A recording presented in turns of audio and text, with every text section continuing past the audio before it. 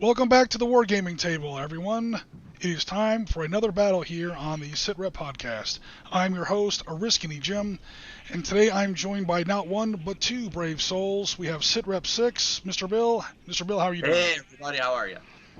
And stepping up to the plate to take on Sitrep 6 is my old friend, the Korean Viking, Mr. Rasmus. Mr. Rasmus, how are you doing? Fine. Ready to push for the glorious leader.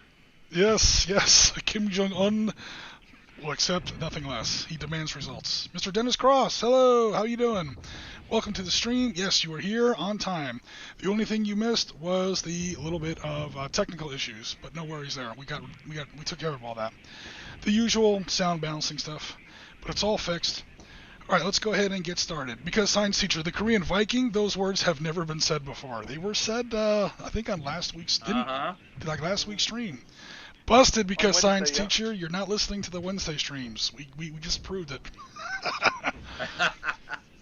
All right, but in all seriousness, guys, what we're going to look at today is a game that was requested last week.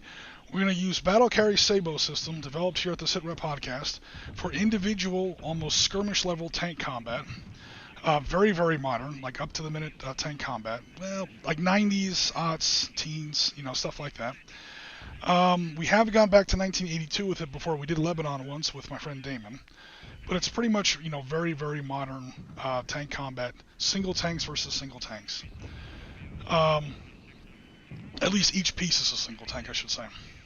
So the setting that was requested was the 38th parallel along the intra-Korean border.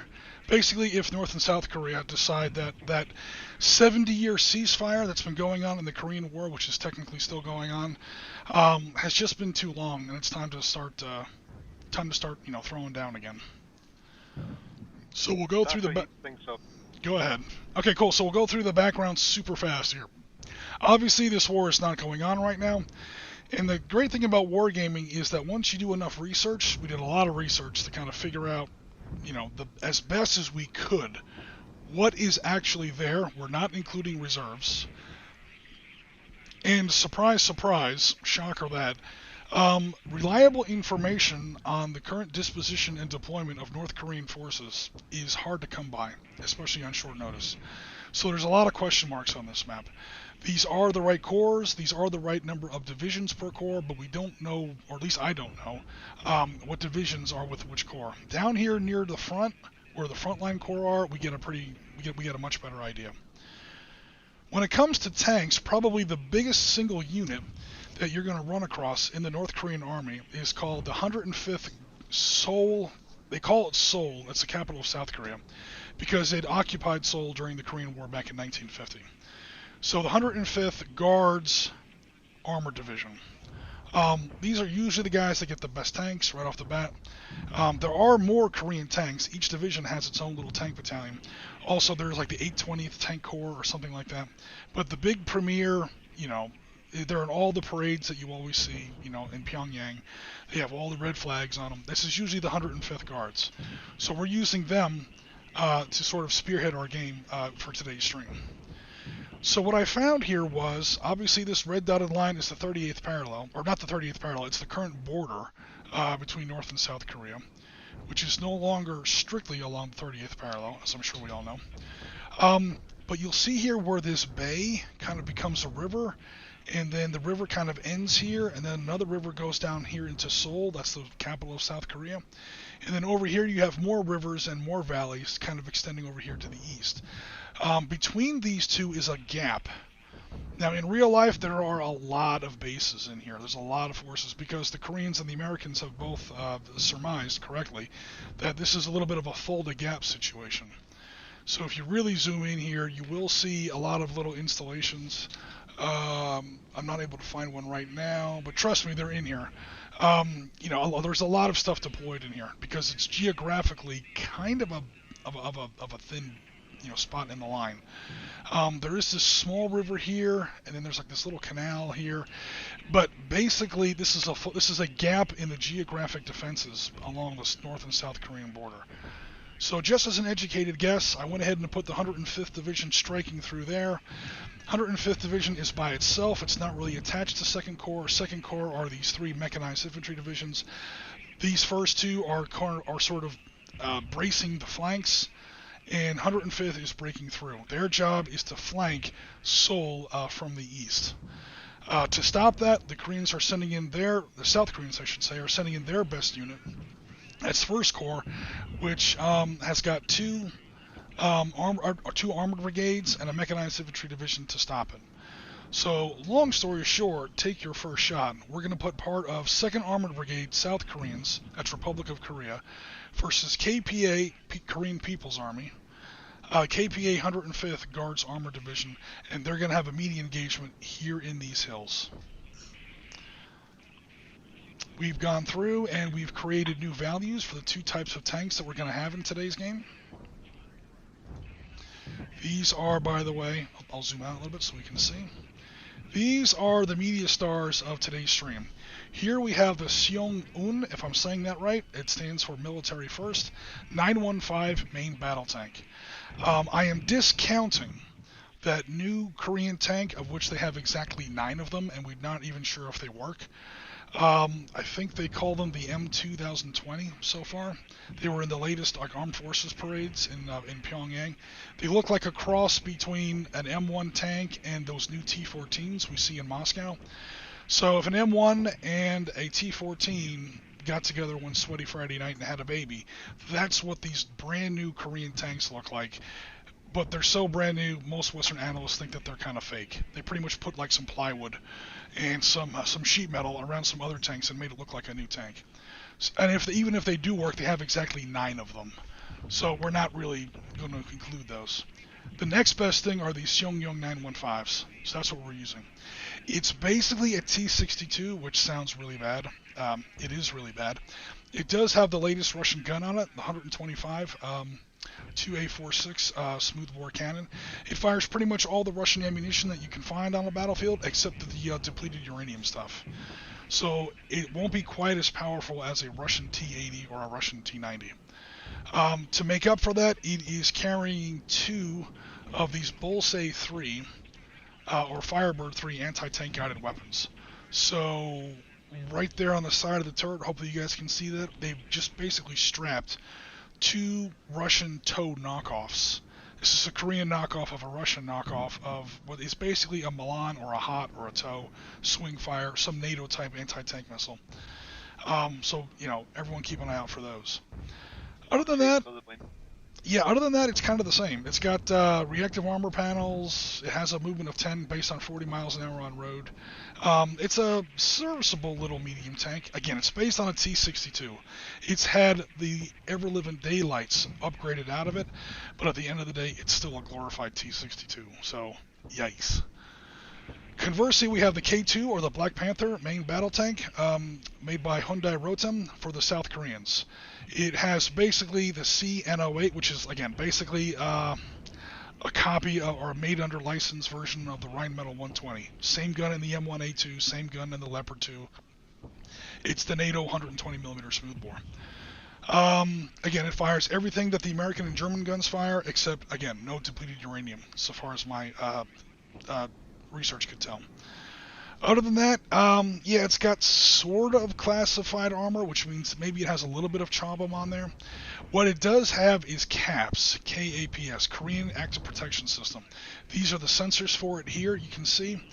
And then here on the little schematic, all these little blocks, these little squares, looks like a little checkerboard on top of the turret, over the engine deck and on the glacis plate. These are small pieces of explosive armor, and it's not like reactive armor, like these blocks we see here on the front of the North Korean tanks. These are small panels that explode off the tank, fly out, and intercept incoming warheads, rockets or missiles. It won't really work against guns. Guns are too fast. But incoming, heat warheads, and explode those warheads while they're still 20 to 30 feet away from the tank. Lots of Western armies are experimenting with these. They've been playing around these since like the mid-aughts. And after 10 years of development and testing, they're finally starting to deploy them out in the field. So yeah, we'll see how they work today. I mean, we have new rules for those. We have new rules for our anti-tank guided weapons launched off of tanks. We've had anti-tank weapons fired off of Bradleys and scouts and stuff like that, but now we're actually going to fire them off of tanks. So like I said, we've already gone over the new ratings. Oh, one last thing that the Black Panther has, I should say, is the K-STAM. This is another weapon system that the U.S. Army's been playing around with since the late 80s.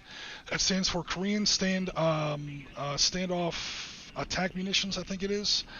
Or Smart Top Attack Munitions. I'll have to look that up later, what it actually stands for.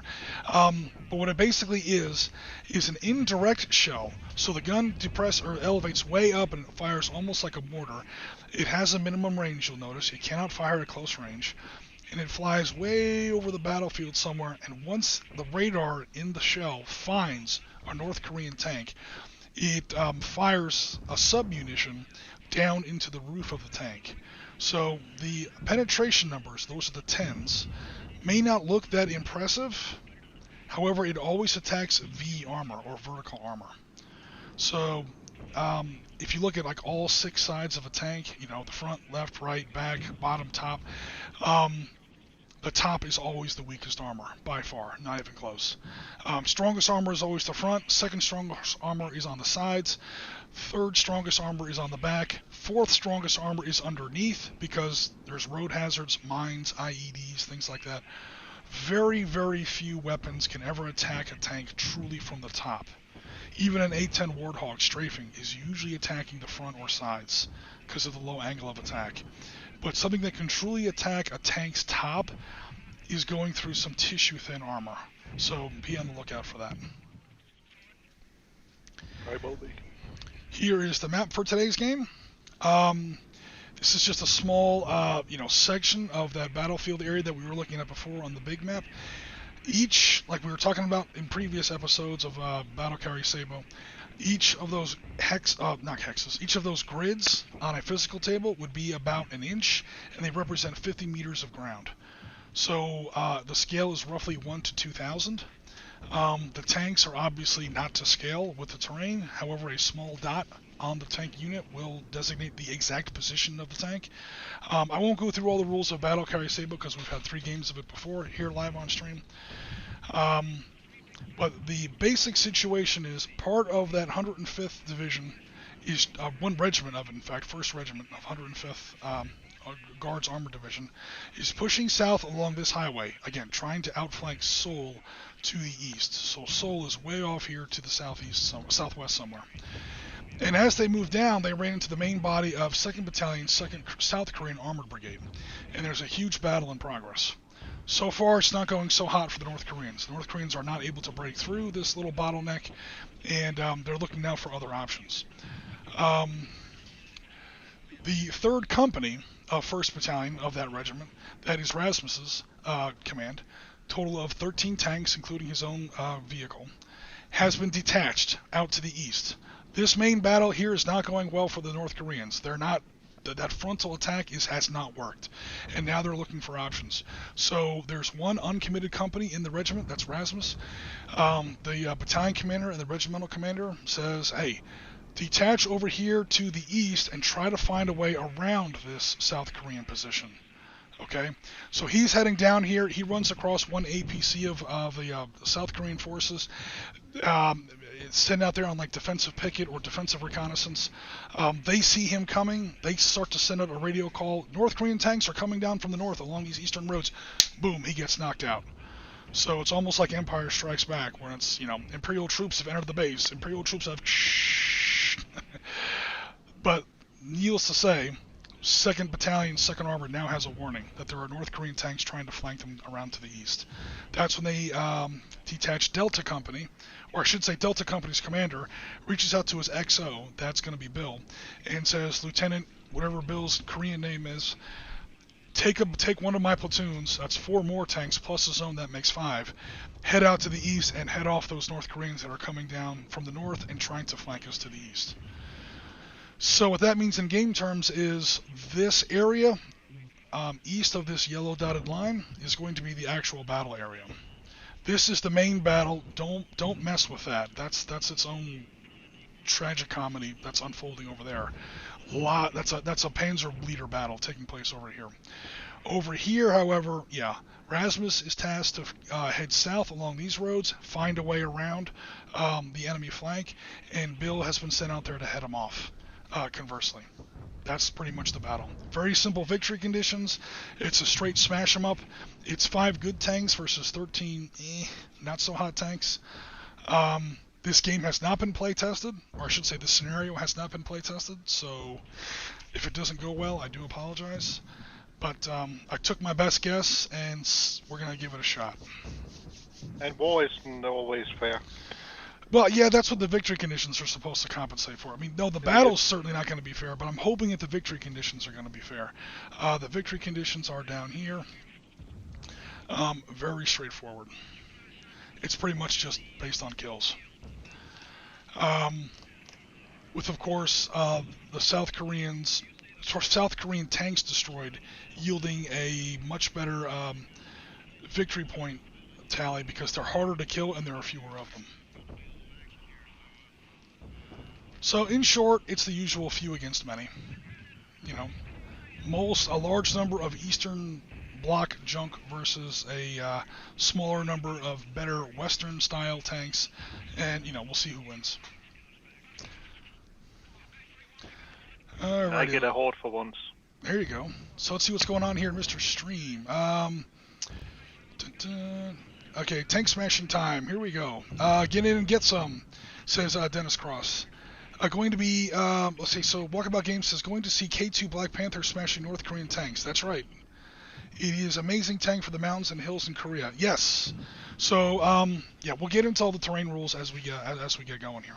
But just for now, to get the stream going, because we don't want to have too long of an intro here, the North Koreans can enter in along these 2 roads, and the South Koreans can enter in from these 2 roads here. Once you enter the map, of course, you can move wherever you want. You can go up and down all those hills and mountains. It's just going to cost you a little bit in movement. Yes. Alright, so the North Koreans activate by pairs, 11 and 12, 13 and 14, and 65. That's the Exos tank. North Koreans activate by platoons. We're going to go ahead and do the normal initiative. So let's go ahead and get started. The South Korean lieutenant has a command of 5. So Bill, do me a favor, roll 5 D10s. This whole game runs pretty much on D10s. 5 D10s at your convenience, Bill. And Rasmus, roll 4 D10s for your North Korean captain. 10. It's Okay. the highest one you want, correct? Yeah, it's whatever one's highest. Hello, James Cutts. Welcome to the stream. Yeah, James Cutts. I'm not playing today. I'm just kind of the referee. It's Bill and Rasmus duking it out today.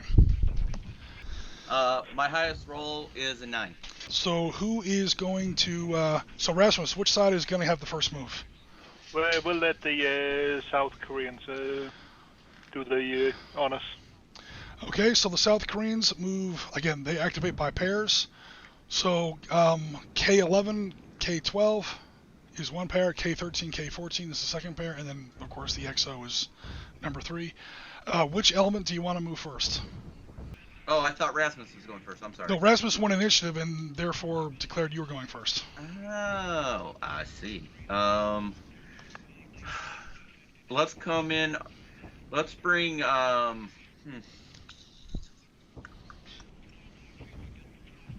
know what? I want to take the XO, the platoon lead, troop lead, whatever we're calling it here. Yep. And have him come up the south to north road. Okay. Along with 2 other tanks. All right. Well, he only has to move 1 for now, because again, okay. it's pairs or the actual XO tank. Gotcha. So you have a movement of 11. If you stay on the road the whole time, that doubles to 22. Actually, let's just move the 11 for right now. Okay. Yeah, that's not the tank that you want to go Leroy Jenkins with. So again, guys, just to kind of, for people who are just joining the chat or who may not have seen Battle Carry Sabot before, that's the tank. That's its type. That's its designation. It's number 65. It's the company XO or executive officer. Command of 5. gunner of 3. The individual tanks have their own gunnery and command skills. And then this is the ammunition tracker. A6, that's going to be ammo. 6, that's the Sabot ammunition. And 2, that's for that standoff attack ammunition. That shows obviously the facing of the tank. This little X through the tank shows, it helps with facing when incoming fire, so there's never an argument about what side of the tank got hit, as far as front or flank or whatever. And that halo around the tank can designate, when it gets certain terrain bonuses, like hull down, or when it gets cover, or things like that. So every little piece, and of course the little brown dot in the center shows its true size and its true location. Again, every inch grid here is 50 meters.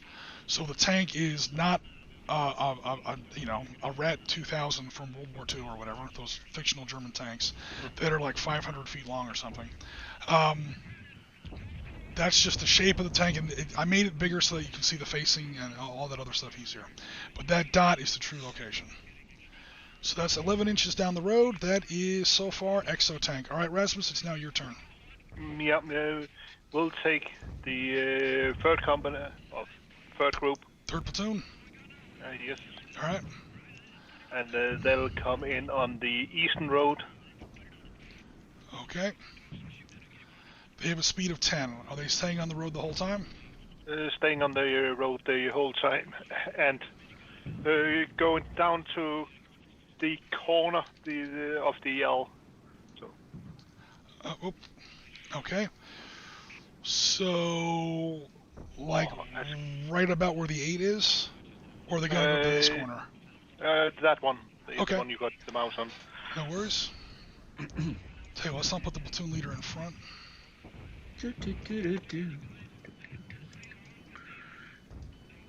And there. Yeah, put the platoon leader in front. There you go. He probably has the best gunner, but yeah, you don't want to lose your platoon leader right off the bat. There's no Flames of War Mexican jumping bean in this game, so yeah, if your leader gets hit, your leader gets hit. You got to be careful with your leaders. Oh yeah. Alrighty, so back over to you, Bill, for your second movement activation. All right. It's going to be one of those 2 pairs. Okay, so how are they paired up? Well, you can pair them up however you want, but right now I have 11 and 12 as a pair, and 13, 14 as a pair. Okay. Is there any way you could zoom in on your screen? It's very hard to see your screen. All right. Thank you, sir. Is all the ratings the same? No. Gunner 3, Gunner 2, pretty much the more senior the tank, the better it is. Okay, and what about the other 2 tanks? They are, I think, Gunner 1, Gunner 0. No, Gunner 2, Gunner 1. Okay. So in general, yeah, 14 is the charity. He's Command 0, which means he can command himself. Command is the number of additional elements that he can command. G1, is there any way I can put command K2 with the 11 with the 14 tank? Sure. So the lieutenant, second lieutenant, platoon leader, takes the cherry under his wing, and then we got your 2 medium guys. Yes. Sure, no worries. We just have to remember that going forward. All right, where are tanks? Which one do you want to move first? Which pair? I'd like to move second squad, so those 2 guys. Yep. Okay. And I want those 2 guys to come in on the west road, please. All right. Again, they have 11 movement, 22 as long as they stay on the road. Can they come in under this road that's to the south of them? Oh, that's the one I meant. Sorry, you are correct. That's all right. I had the wrong road picked out. That road I just had marked was illegal, so that's my fault. All right, that's that's about 12 so far. Can you take them up to? I don't have any grid reference. It's hard for me to tell you which way grid reference. Hold on. Hold your measurement. So it's going to be another, looks like 5 inches. Okay. It puts them in that between the trees there in that valley. Yep. Yep. That's going to be a total of roughly 17 inches. Again, there are little kinks and divots in the road, but you're well within 22. So we're not going to get all tournament on the ruler here. Okay. That is those 2 tanks. Back over to Rasmus for his turn. We'll take the second platoon Okay. and send them straight down the western road down to about where the road divides in two. Okay. I will just quickly double check. Yeah, again, there's going to be a big bulge out there. It's going to screw with the movement, but yeah, you got it. That's going to be 22 easy. Put the second guy out in front, unless you say otherwise. Followed by the platoon leader.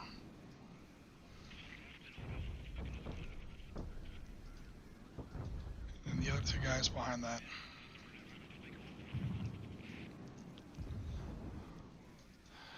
Alright.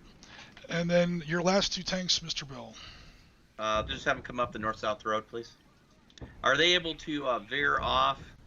So, let's keep them on the road as of right now. They're going to be behind or in front of your platoon? Behind. Okay, cool. Actually, can you split them? One in Sure. front, one in behind. We'll Can you put my more senior guy up front? Yep, second lieutenant is out in front. Perfect. Doing what second lieutenants do best, catch fire.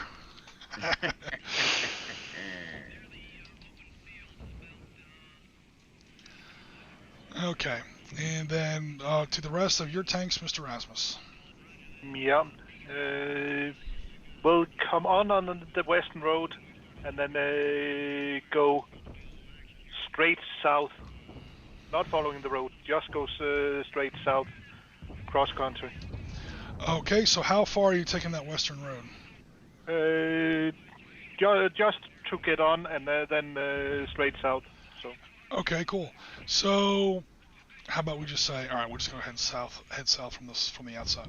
So yeah, you use the road and then you just head like that, kind of like how that ruler's showing. Kind of like that, yeah. Okay, any updates or any changes? Up to the second ridge. Yep, yeah, you got that. All right, so here's how it goes. It's going to go 1, 2, basically, yeah, he has a movement of 10.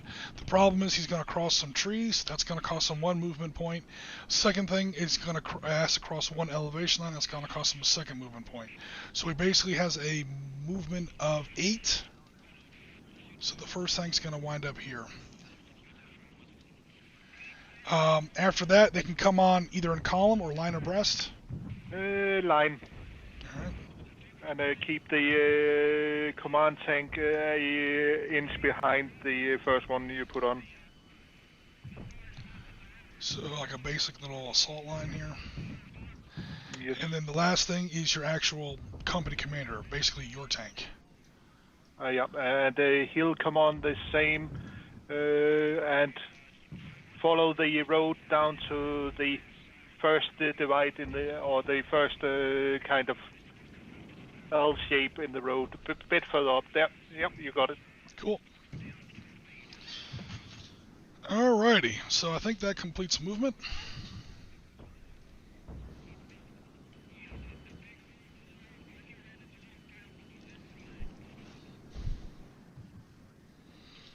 Nobody has line of sight. However, not all of Bill's weapons require line of sight. Yeah, that was what I feared. I hope I didn't make the game too anti-Northern Korean here, but hey, if we learned, then maybe some Korean artillery will enter the table magically halfway through the game. But all right, and by that he only has two rounds of that, so that's the catch on that one. All right, so let me make sure. Let me look through the rules here super fast. Command phase, we did that. Initiative phase, action phase. Each move fires moves and fires in turn. Okay, cool. So they can shoot and move in the same turn? Yeah, well, it's all modern tanks. Everybody shoots, and I kind of screwed that up. Now, the only tank that's not going to get to shoot is going to be your command tank, because he entered the table. Well, listen, his turn happened when there was no friendly or no enemy tanks on the table. Yeah. Yeah, no, that makes sense. But then again, I kind of messed up the first turn on that one. And I really screwed this up. That's set up, which means that is now going to be turn 1A. And this is going to be set up. because I am stupid, but easily fixed. Okay, that's fixed.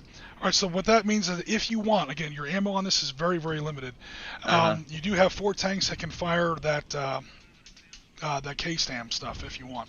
Because that stuff fires up like a mortar, and it gets, I guess it gets guided by satellite or recon drone. Well, I was going to ask. I mean, what is the? Because there has to be some kind of visual indicator. I can't just shoot blindly, right? That'd be a waste of. No, you've got. I mean, what's on the map, everyone knows. There's no like hidden movement in this game. Okay. It's just you don't have line of sight. So you probably, the North Koreans probably have a drone up, the South Koreans probably have a satellite, or the Americans are piping in feed from a recon satellite.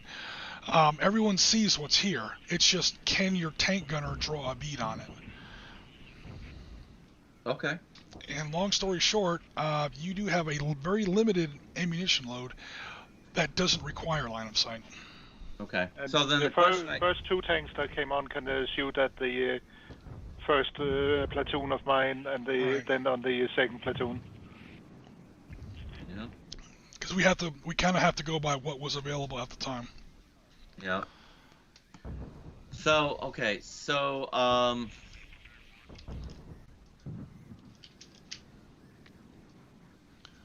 Or you don't have to, because you only have 2 rounds of this stuff, so each tank has 2 rounds. So you don't have to, but I'm just technically right now it's legal if you want. What is the effective range of the stuff? The only problem you have on those is minimum range. This stuff fires indirectly from 60 inches, pretty much the entire table. All right. You cannot fire. I can't be any closer than 20 inches, right? Yep. So in reality, it's better to shoot now than when we start getting in closer and engaging each other because of the terrain. At least with this ammunition, yeah. Yeah. All right, let's give it a shot. This is something new. Let us do it. All right, awesome. So, all right, your first platoon to enter, was your commander, but never mind that. Your second platoon were these guys. Yep. Their available target was any of those 4 tanks here. All right. Well, let's hit the lead first, obviously. All right. Go after your lead. I still got to come up with good rules for that, but no worries. Okay, firing off 2 rounds each of those, because you have a rate of fire of 2 on those. But that would be your whole ammo load on those. Well, can I just hit 1? Sure. Shoot 1? I just want to do 1. Cool. So off goes 1. It hits on a 7 or less. On a D10? Yep. Okay. Just so you guys, because you won't hear dice roll, I'm using a virtual dice roller on Google, because I forgot dice. So I'm using virtual, just so y'all know. I got a 9. All right, that first one was a miss. Second one, because you got 2 tanks there. 4. All right, the second one was a hit. It penetrates on a 10 versus roof armor, which is an 8. So you subtract armor versus penetration, you come up with a number. If that number falls between 1 and 10, that's your chance to penetrate. So 10 versus 2 gives an 8 to penetrate. So I need an 8 or less? Yep. Okay. Rolling. 3. Cool. Now we roll a D10 for the vehicle damage table. These are Soviet tanks, or basically Soviet model tanks. They always add 1 to the vehicle damage table. All right, rolling a D10. Yep. 10. A 10. God damn. All right, so 10 becomes 11. That is ammo hit twice. That's a catastrophic kill. First blood is drawn. That platoon is not automatically destroyed. Right. I should say leaderless. There are lieutenants that can take over for that, or the battalion commander, or I should say the company commander can control it too. So it's not that bad yet. Also, again, 13-5. Yeah, the North Koreans are going to take a lot more casualties. Oh yeah. The terrain, I feel, I could be wrong about this, we're going to find out, is going to favor the North Koreans because, come on, there we go, tracking ammo. because there's so much terrain, so much elevation changes, the engagement ranges are going to be kind of short. This is not 73 Easting or Medina Ridge. There's not going to be too many 3,000 meter shots. That would be 60 inches on this table. This table has 60 inches. The problem is there's a lot of terrain in the way. Yeah. So, Jim, before we go any further, Yep. Speaking of terrain, what are the barriers for the tanks climbing to a higher elevation? It just costs you 1 inch of movement every time you cross one of these yellow elevation lines.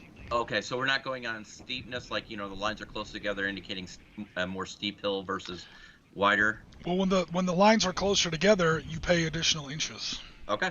All right. So, yeah. Fair enough. Yeah. Number one, they're not going to try the North Koreans are not going to try and break through where there are true mountains. These are more like steep hills. Yeah. And number two, both of these tanks, including the K2 and the S915, obviously they're made in Korea. North and South Korea are both extremely mountainous countries. They build them with mountains in mind. Yeah. So, all right, last but not least, we have the 2 tanks that came on over here to the west. This one and this one. They can choose targets. Everybody except the battalion commander and these this platoon over. Oh, sorry.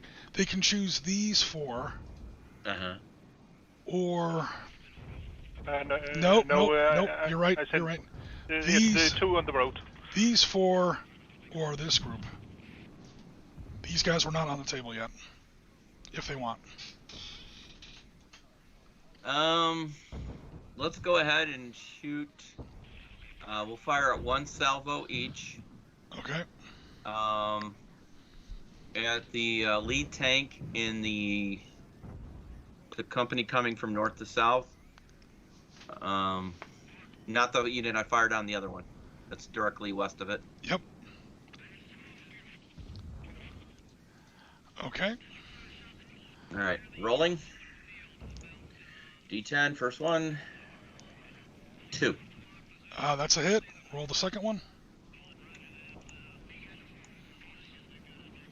A 7. That is 2 hits. Okay, 2 chances at an 8. All right. First roll. A 10. That's a miss, right? No, because we already scored the hits. Now we're doing... Yeah. Oh, penetration. Yeah. Yeah. Penetration's a miss. Sorry. Yes. Okay. All right, second one. A 5. Okay, that penetrated. Roll a D10, and we'll add 1 to the result for vehicle damage. A 10. Another 10. God damn. All right. No ammo here. Lead tank on that column is that one right there. Cool. Alrighty. I hope I did not screw this game up. I'm already starting to get a little nervous. North Koreans might suddenly get some artillery support. We'll see how it goes. Oh, what? If the game is blatantly unfair... Yeah, there's 13 of him to me. Alright. That's all good. Close the range, Rasmus. Close the Bring it on, range. Jim. Just bring it on. You can bring the whole freaking Soviet army. I don't care. Yeah, come a little bit closer quickly, Rasmus, and you'll be within minimum range of those things. Those things are freaking powerful, man. Good God. Okay. Cool. So that will complete the fire phase. We've done everything else. I think we're ready to go with turn 2. All right. Let me, infantry, there's no infantry movement. We've got movement. Remember, guys, there is such a thing as called shots. Initiative phase. We're about to do initiative phase on the next one. On the next turn. Combat, we got ammo. Reloads, don't worry about reloads. Overwatch is the thing. You basically don't fire, but you put your tank in Overwatch. Called shots, just to remind everybody, you can declare a called shot. Basically, you take 1 off of your chance to hit. You basically penalize yourself to hit, but then if you score a hit anyway, you get to add 2 to the vehicle damage table. You're basically aiming at like the ammunition locker or the engine or something like that. Alright, I'm making sure that we're not missing anything. Friendly fire. Sadly, friendly fire is the thing. Did we ever roll a 10 to hit? That 10 was on vehicle penetration, right? That you rolled, Bill? Yeah. Okay, Yeah. cool. So no worries there. If you ever roll a 10 to hit, there is a slight chance that you've hit a friendly vehicle. Friendly fire is a thing in Battle Carry Sabot. Alright, cool. So I'm just kind of refreshing myself on the rules. I probably should have done that earlier. It's been a busy weekend. Let's begin turn 2. Okay, turn 2 begins with the command phase. The South Koreans are fine. The North Koreans have lost a platoon leader, however. Okay, Yep. so C1, your second guy in this third platoon over here, can command one tank besides himself. That does leave one of your tanks out of command. However, your commander here. That's not the commander. That's not your commander. Sorry, here's your commander, C4. He commands one platoon, 2 platoons, 3 platoons. So he's basically giving orders to his. That's the new platoon leader here. He's giving orders to that tank, and that tank. Notice he has C4. He has 1 extra command point. He can command that last tank that is out of this guy's commander. So that guy's command rating. So basically, this new senior sergeant is trying to command that platoon, and to help him out, you are on the radio helping him run that third platoon. Shouting at them, yeah. Yeah, so in game terms, you've still got control of everything, although barely. Again, Eastern Soviet style command systems tend to break down a lot faster than Western ones. So that weakness is kind of built into the game. Okay, so first thing we're going to do is roll initiative again. Again, that's going to be Bill's 5 dice versus Rasmus's 4 dice. A9. Hello, Damon, and hello, Dang Vorpal it, Light. Rasmus? My highest was an 8. Awesome. Vic, thanks very much, everybody, for... Oh, Tuffy Ears is here with us, too. No K1A1. No, we're using K2s. We're using the new hotness, springtime. Out of curiosity, did you guys see the video I posted, the Border of Battle about PLA and PLA Marines invasion of Taiwan? That was you? I thought that was Walkabout Games. PLA and PLA invasion of Taiwan. You're talking about on Discord, springtime? Vorpal Boy, I am in control here at the White House. Alexander Haig. That sounds terrifying. Is this when he was a general, then he became Secretary of State? What was Alexander Haig worked for Reagan? What was he, Bill? He actually was running the government very briefly when Reagan was assassinated, I believe. Well, that's when he was shot, I believe, Or right? when he was not assassinated, the attempted assassination, yeah. So one of the secretaries. Wasn't there a power struggle between him and... Who was Reagan's VP? Bush. Bush, right? Yeah. Or like Bush wasn't available, or he was out of contact, or there was something about Alexander Haig briefly taking control of the White House. When Reagan was shot, right. Alright guys, we're going to keep the stream going here. Rasmus has initiative again, so Rasmus, are you going first or making Bill go first? I'll go first, yeah. Okay, cool. So who are we moving first, Mr. Rasmus? We're doing the platoon commanderless group. Alright, cool. What? I can't have any smoke? I have to have some smoke. Alright, cool. You know I love my smoke. Alright, so that tank is tanked. Alright, so these 3 tanks now move. Where are they going? They are going straight down the road, over and down the southern road. Okay. And then as far as the southern road will take them. Leroy Jenkins. Horde tactics. I like it. Alright, so there's 8, and then 2 is 10. If you stay on the road the whole time, you have a movement of 20, yeah. So you have like 8 more inches of movement if you want it. Right? 8 plus... Yeah, okay, cool. 10 more inches. 8, 2, and then 10 more. You can get as far as that if you want. I want. Oh, all right, guys, we have an exciting stream for you today. 1, 2, 3, 4, 200 meters. A smidge over 200 meters. Holy crap.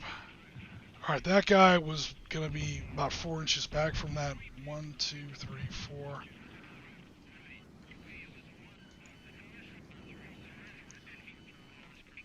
And then he's going to be right behind that.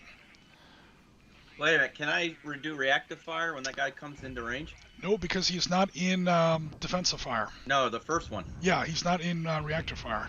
He fired last turn. He fired K-Stam rounds. In order for you to be in Overwatch, you have to have not fired during your previous turn. The two back ones, can they see anything? I will find out in a moment. So the way you go into Overwatch is you don't fire during your turn. You say, I'm going into Overwatch, and then I put that Overwatch counter on that tank. And now that tank we know is in Overwatch. Alright, give me 1 second to measure that line of fire. Yes. Oi!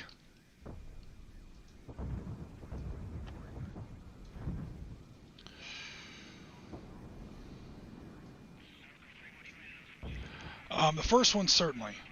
The second one, if he kind of scoches off the side of the road just a hair. Oof, that one's close. Definitely not the second tank. The first tank. Okay, we'll say the first tank, yes. The second tank, definitely not. That clips right there. So put the third tank in Overwatch. Okay, the third tank is now in Overwatch. Because the first 2 tanks, I'm assuming, are going to fire right now. This time we're going to do it right. We're going to go ahead and fire as each maneuver element is moved. Okay, so Songun 915, number 132, is obviously very close. He's definitely within 10 inches. He has a chance to hit of 7 plus his gunner, which is 1. That becomes 10. Seven plus 1 equals 10, Jim, really? 7 plus 1 equals 8, sorry. But you scored a 1, that is a hit. Penetration at this range for, I'm assuming you're firing Sabot ammunition. Oh, yes. Okay, cool. So that's going to be one of your Sabot rounds. Here's another huge advantage for South Korean tanks, the rate of fire. Most weapons only fire 1. So that's it for that tank's fire. However, he has scored a hit, he's point blank. 13... against the front armor of 9. Only a 4 will penetrate. A 2. That is a penetration. Roll 1d10 on the vehicle damage table. 8. 8 crew killed. Wrecked, move. Okay, yeah, the vehicle's toast. So we'll put the second one down the road in Overwatch as well. That completes that movement. Okay, Bill, it's now your turn. Oop, wrong tank. Sorry. Yeah, maybe I should have shot at the... It's really... Oh, the first tank, yeah. The first tank definitely had line of sight, but... Yep. No worries. Alright, it's now up to you, Bill. It's your turn to move an element. Either pair or your command tank. North Koreans are desperately close. Your command tank does have line of fire. Does have line of fire? Oh, yeah. At least on that front one. Okay, so they can move and fire in the same turn, yes? Yes. Okay. Be careful moving in front of these 2 guys. These 2 guys are now officially in Overwatch. But this guy cannot shoot at you. He's already fired. That front guy. But the 2 behind him are watching. They had an ambush set up.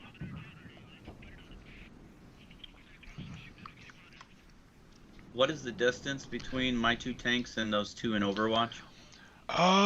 It's not long. It's at really close range, especially for a tank battle. 9 inches. No one's got line of sight yet, but be careful. Yeah, it's like 10 inches. If you want to shoot the indirect ones... I gotta be 20 inches or greater, so... Well, yeah, but lots of enemy tanks are greater than 20 inches. So you have options. You have options. Yeah. So, well, I got to take care of that threat first. So, have my commander Yep. engage the lead tank. All right. Your commander. This is going to be an awesome shot. This might be a good time for a called shot. Your commander at this range starts off with a 10. You're less than 10 inches, obviously. So that's going to be 7 to begin with. The gunner of 3. You have a chance to hit of 10 out of 10. 7 plus 3. Again, 7 is the base. Gunner of 3. He's the best gunner in your platoon or your element. Okay. So that's the G3. You add those two together. That's your adjusted chance to hit. He's got no cover. He's got no hold down. Nothing like that. So it's 10. So it's a sure hit unless you want to do a called shot. And then every number that you take off of your chance to hit, you get to add 2 to the vehicle damage table. Let's go ahead and do a called shot. Okay. And I'm going to take 2 points off. Oh, man. Okay, so now your chance to hit is an 8. Yep. Okay, gonna roll. I'm assuming Sabot ammunition? Yes, sir. Cool. All right, D10. Do it. An 8. That barely hit. But it did hit. So we add 4 to the vehicle damage table because of your called shot, and +1 for Soviet junk. Means you roll Don't we have penetration first? Oh, that's true. I'm pretty sure he's going to penetrate. 15 versus 7. 7 is 8 to penetrate. 8 to penetrate. Rolling. A 7. Okay, that is a penetration. Okay, now we roll 1d10 and we add 5 to the 5 technically 5 to the vehicle damage table. Okay. Anything over an 8 kills. So basically, you need a 3 up to kill. I got a 1. Oh! A 1 is a glance, had no effect. However, we're adding 5 to that, so it becomes a 6. Yes. All weapons are KO'd. Vehicle cannot fire. Vehicle is disabled. So you basically jammed the turret. However, you do have another shot because your tanks fire twice as fast as his do. Oh, that's right. Can I do a separate shot at the next vehicle, or do I have blocked line of sight for the second one behind I think the second one we said was blocked. That's why they didn't shoot at you. Okay. Yeah. Because it nicks that little ridge right there. Otherwise they would have. Otherwise your tank would probably be on fire at this point. Let's go ahead and hit her again. Okay, another Sabot round. Yep. All right. Again, 10 to hit unless you do a called shot. No, we'll just do standard. All right. So, 7. Boom, it hits. Now we penetrate on an 8 or less. Okay, rolling. 3. Boom, penetrates. Add 1 to the vehicle damage table. Okay, rolling. I got a 2 plus a 1. 2 plus a 1 is 3. The vehicle is now half speed. He's 3/4 destroyed. Okay. Oh no. But he technically is still not dead. He can only move half speed and he can't shoot. So I don't think he's going to hurt you now. But he's only, you don't get full victory points for him yet because he could technically turn around and try to escape. Right. Limp off. Alright, so that is Sabot round of 4. We already did that Sabot round. Okay, cool. Alright, and that was your command tank. That was the element. Any movement for your command tank?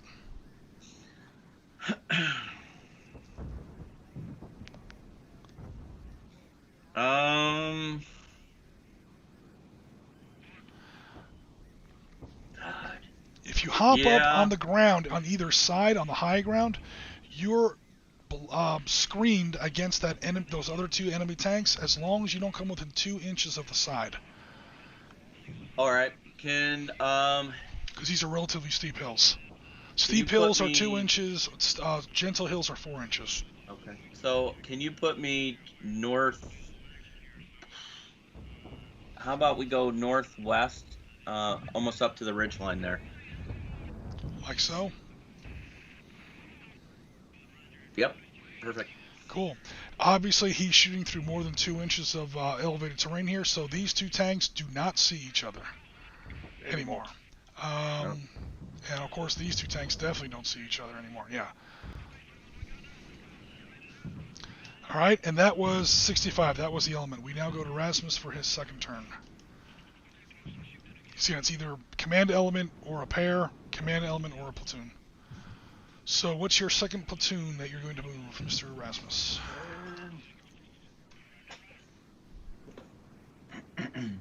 Let's see, the command tank will gun it down the road after those two that are in Overwatch. Your commander? Your personal commander? Yes. Alright, cool. Let's see how far he can get.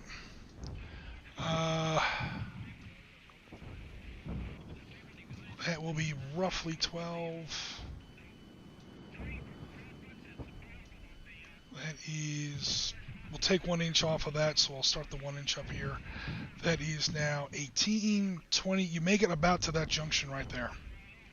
Does that look about right to you? Yeah, keep him back at the crossroad and put him in Overwatch there. The like back here by the that 6? Yep. Okay, cool. Facing which way? Facing down the road, so... What the heck? Hold on. This is supposed to be grouped and in the back. There, now we won't run across. Alright, so he's pointing basically like 3:30 o'clock or something like that? Alright. Something like that, yeah. Alright, awesome. He is now in Overwatch. Sweet. Alright, so that's his command element. No worries there. We now go back to Bill for the first of your 2 pair. Although 1 pair is no longer a pair. You can either move this tank now, or these 2 tanks now.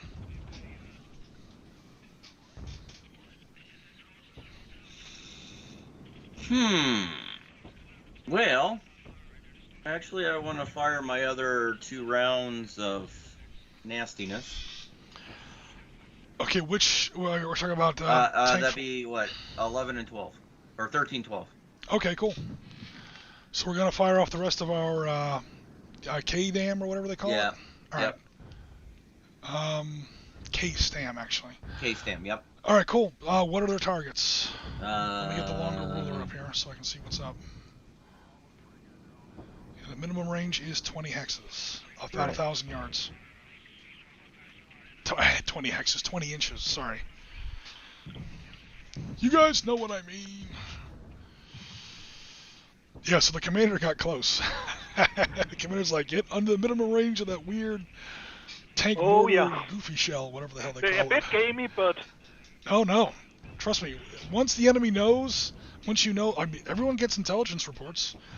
You know, the guys know what the enemy usually know what the enemy has, and then once they fire it, now you know they have it. You gotta get close. All right. So let's go ahead and fire off into the element that I shot at before. These guys up here?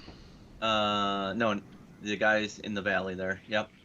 Let's go ahead and target the lead, the Sarge or whatever it is. Okay, the platoon leader. Got it. He's platoon definitely leader. Cool. So, and then we'll hit the tank behind him with the second round. All right, cool. So it's 1 on each. Yep. Cool. Go ahead and fire them both. They both have 7s to hit. All right, rolling dice. First one is a 6. That's a hit. And the second one's an 8. The second one's a miss. Okay, before anyone asks in the chat, gunnery does not apply for K-Stam because the gunner is not actually shooting the shell, the killing shell. That's being fired by a computer and a radar dish inside the shell. Because again, he fires the shell up in the air almost like a flare, and then a radar dish and a computer targets the Korean tank and fires the killing part of the submunition automatically. That's why we're not applying the gunner bonus to these K-Stam rounds. But anyway, this one was a hit, that one was a miss, that one penetrates on an 8 or less. Right. 10 minus 2 for top armor. 3. And it's a kinetic warhead, so the reactive armor doesn't help either. That's a penetration. Roll 1d10, add 1 to the result for Soviet engineering. I got a 6 plus 1. 6 becomes a 7. Crew wounded. Vehicle cannot fire. Vehicle is disabled. So in other news, what we mean here when we have these partial damage things. What the hell, man? All right, hold on. Oh, that's what it was. No? It's very annoying.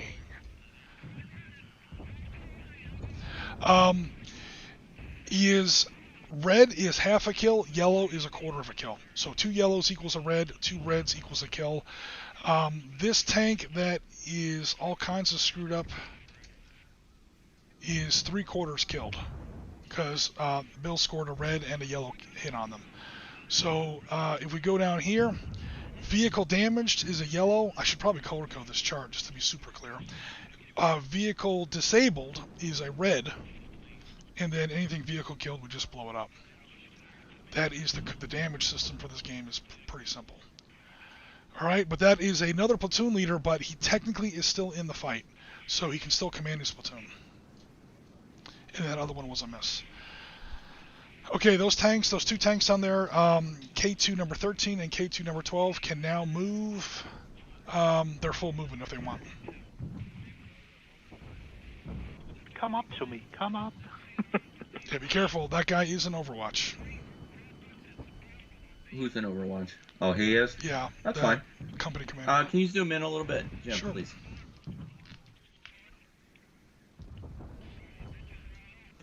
So right. these 2 tanks here are the ones that get to move now. Alright, I want to move them up. Let me see here. 1, 2, 3, 4. Damon says Leroy Rasmus. That's awesome. Can you move What? tank 12 Yep. directly 1, 2, 3, 4 spaces directly north? So almost following the road, but where it bends, he's going to come off the road. Okay, so he And gets the... snug the line there. Alright, and then he's going to jump off the road. That's 2 inches of movement because he's on the road. Now where's he going? Actually, I want him to come back. I was counting the other way. So Okay. you see where that outcropping is to Yep. your west? I want him to sit right behind it.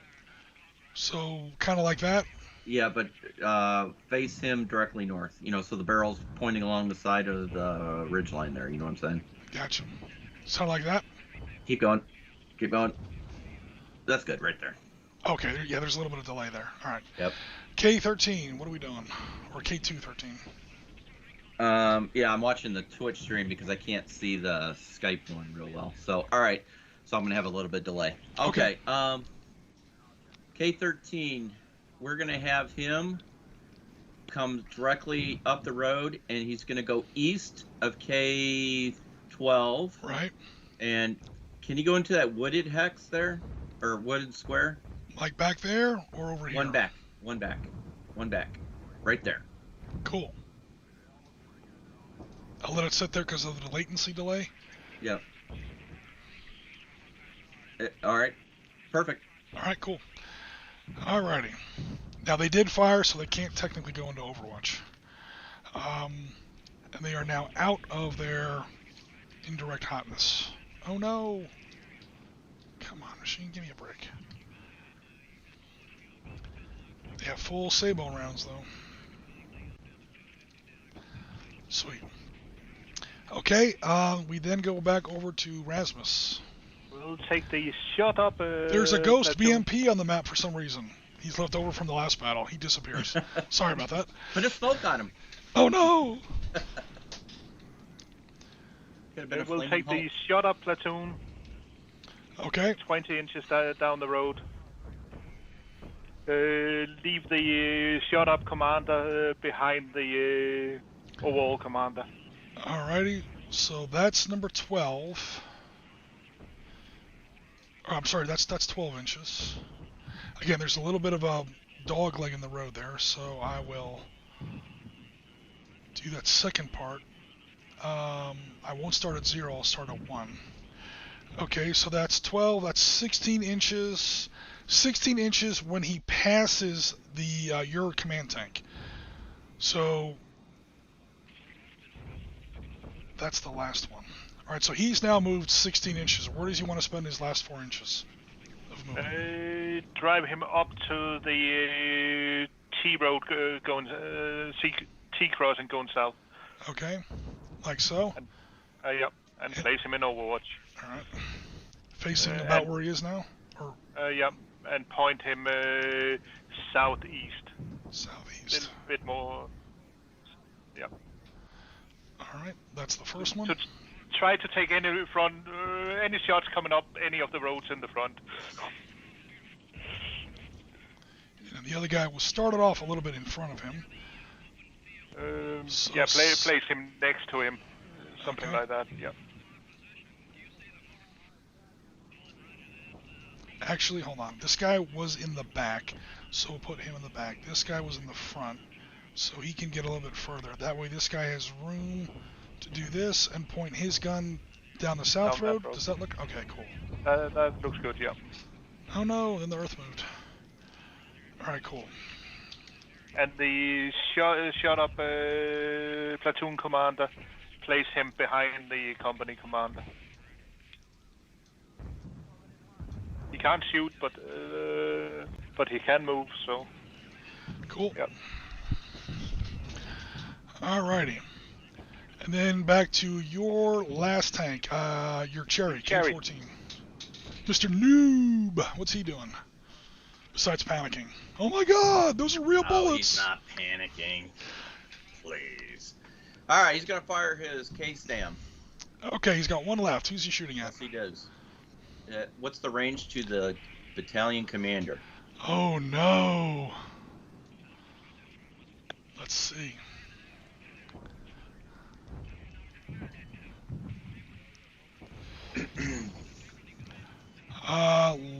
Less than 20. Is it? Let me triple check that to make sure I have an accurate. Yeah, it looks like I'm right at. There is a slight angle there. Yeah, 20 is right there. So he barely made it. Well, in theory, you can just back up and shoot it. Oh, You shouldn't have said that, Rasmus. Thanks, Rasmus. Hello. Let's put that old there tank we in go. reverse.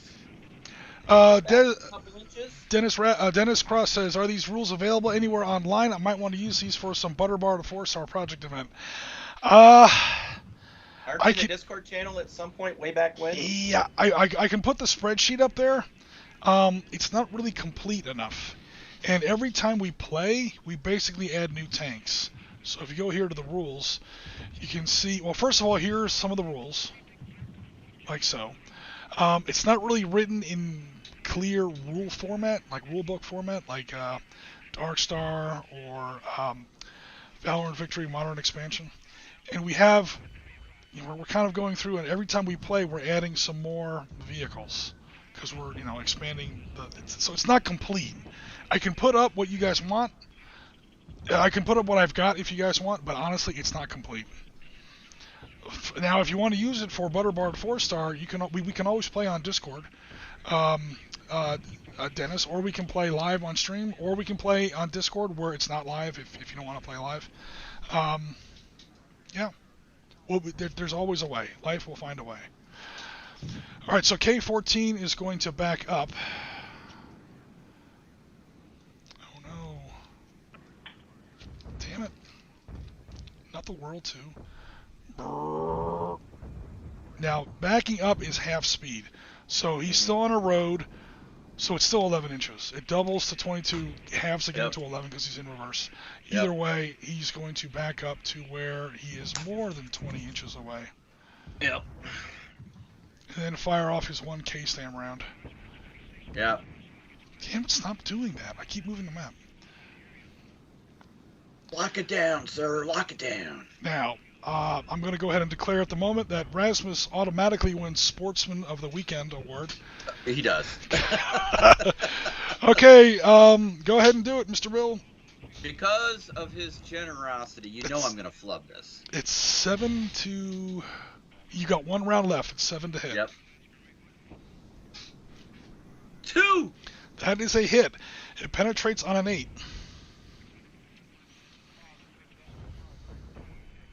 An 8. All right, so it does penetrate.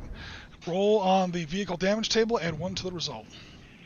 No more 10s. I think your K-Sims have rolled 3 10s in a row.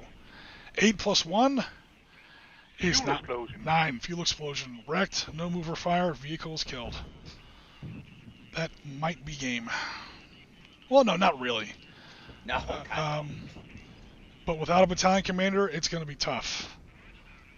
It's going to be real tough. His senior platoon leader is now, not battalion commander, company commander. His senior platoon leader is now company commander. So we'll see which one that is. Pretty sure That's it's... probably the guy that's hanging back. It's the guy hanging back. So he can command one platoon's worth besides himself. Because he has C1. Oh no, C3. Yeah, I'm looking at the wrong tank. C3. He can command his platoon plus 2 others. He can barely hold it together, but yeah, not by much. He now became the new company commander. Now, a fuel explosion, you can technically survive a fuel explosion. We can say Rasmus himself bailed out of the tank, but he is combat ineffective. He doesn't have a radio. He is no longer... He's basically walking now back up the road. Back up to the other burning tank with the wounded crew. Yeah, he's basically saying, give me that radio, and he's going to try and command the company as best he can at this point. Okay. That's it for all my stuff. All right, and now that leaves us with... that is 0 on those. Oh, wrong tank. The only tank with any of those left, actually K11 has 1 left, K65 is... K11 is dead. K11 is dead, you're right, I just moved off the... Sorry. Thank you. So there's only 1 tank with any of those rounds left. That's the actual... Yeah. Because he's fired off some Sabot rounds instead. Okay, your last element now is this platoon up here, Mr. Rasmus. Yeah. And they're definitely not gonna do what I would think of having them do when they went down that way. Skirt them along the ridge down towards the road system. Okay, so they're going to basically jump off the ridge and head down to the road. Yep. All right, cool. So I'll do the fastest, the closest tank first. He takes 7 inches. He passed 2 elevation lines, which means he's going downhill, but it still costs because the driver has to slow down or he'll throw a track. That means that it is 9 inches of movement. Now he's on the road. He's got 1 inch of movement left. Double. He moves 2 more inches. He winds up pretty much right in front of this guy. And then the other guys will be behind.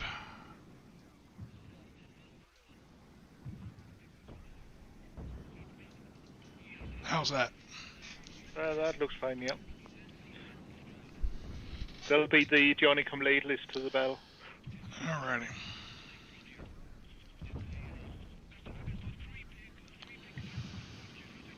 So we've got 3 burning tanks to 1 burning tank so far. Cool. Yeah, I'm winning. Yeah, close. Alright, I think we now go to turn 3.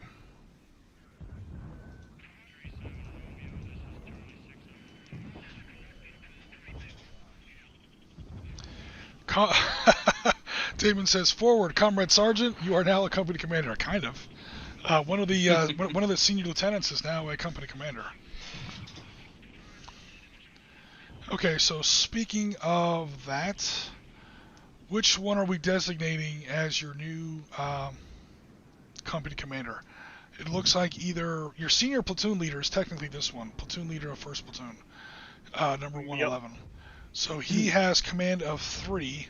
If he's now a company commander, he now commands by company. By platoon.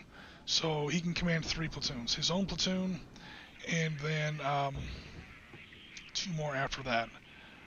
Although, is there even 2 platoons left? Yep. Yeah, they're just a little shot up. Oh yeah, these 2 groups here. And this guy can command himself. Alright, so yeah, the North Koreans are still kind of holding it together, command-wise. I'm trying not to make the command rules that devastating because, again, it's easy to just go headhunting. And I don't want it to be like a super gamey tactic. So it can have an effect, but I'm trying not to have it be too devastating. admittedly, I am still struggling with the command rules in this system. It's tough. I don't like, I've said this before on Battle Carry Sabot, I don't like the Flames of War Mexican jumping bean rules, but I do get it. I do understand why they wrote that rule the way they did. I'm still trying to find a better solution, although admittedly I haven't found it yet. I want killing commanders to be a thing, but I don't want it to be like the first thing everybody does. So I'll have to figure something out. Yep. Okay, so I guess we go with initiative. 3 dice. Ooh, new commander. Yeah, thank you. That's the effect. You only roll 3 dice now for initiative. 993. All right, 5 dice for you, Bill. I got a 10. Sweet. South Koreans win initiative. So are you going first, or are you making the North Koreans move first? I'm going to go first. Okay. Do be warned, there are a lot of those tanks in Overwatch. I know. Okay, cool. So which element are you moving first? We got K65 as one element, the remains of second pair, and your first pair.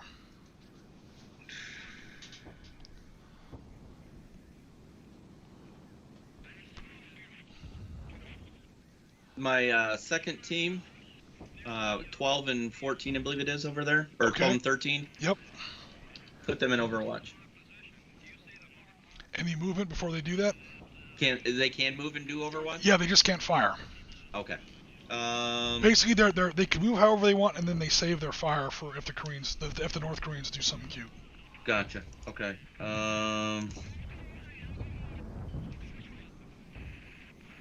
They're in Overwatch. I go around the corner. They're gonna pop me. You get hold down shielding if your halo touches a yellow line, and that yellow line is between you and the enemy. But yeah, with the contours, I don't see a whole lot of hold down shielding. Yeah. Or if you want to get really crazy, now I don't know if No. if I would suggest that. All of these little white dotted lines are ridge lines, like Razorbacks. Those also all for hold down shielding. Yeah. Yeah, come up where 4 people in Overwatch can see you. Can you want me to do that, Rasmus? I mean, that's the least I can do for killing your battalion commander. You know what, Jim? Just put them in Overwatch where they stand. Okay, they're both in Overwatch. All right, over to Rasmus for his turn. Well, let's see. We'll take the pair down there on the road. Ooh, technically there is one I'm just saying this for the command rules. There is one North Korean tank out of command. Oh no, he's part of 3rd Platoon. Yep, I only got 3 platoons, so... Never mind. Okay, go ahead. The guys are in Overwatch on the crossroads. Go ahead. No, the guy is down on the road. Okay. That's in Overwatch. What are you doing? And we are really gonna go Leroy Jenkins now, and they are heading straight towards the commander. Alrighty. So let's zoom in here.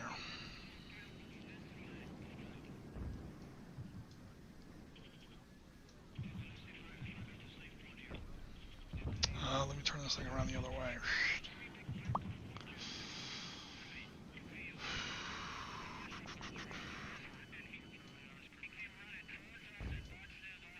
Or actually head them up to the end of that little outcrop by the number 4. Alright, so right here. Yep.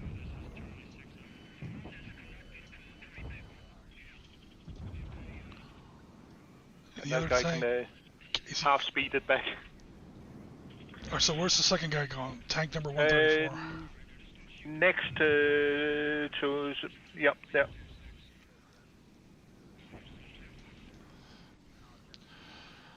Okay. And 2 shots at the commander.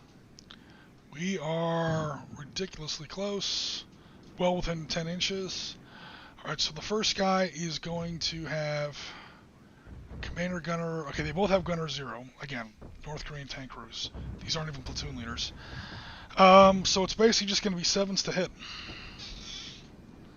I'll roll both of them. Okay. A 3 and a 5. That is 2 hits. At this range, they penetrate on 4s or less. A 1 and a 5. So 1 penetrates. 1 penetrate, 1 doesn't. Roll 1d10 on the one that did penetrate. A 7. 7. Crew wounded. Vehicle cannot fire. Vehicle is disabled.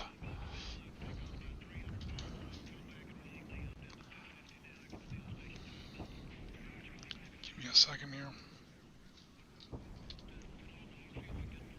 Oh, they used one. Now one left. I think we're going to run out of tanks in this one before we run out of... Alright, now this guy is going to back up... A quarter of the speed, yeah. So basically 2.5 inches. He's just kind of a big pall of smoke. He's just trying to chug his way out of there. Try not to get himself killed anytime soon. Okay.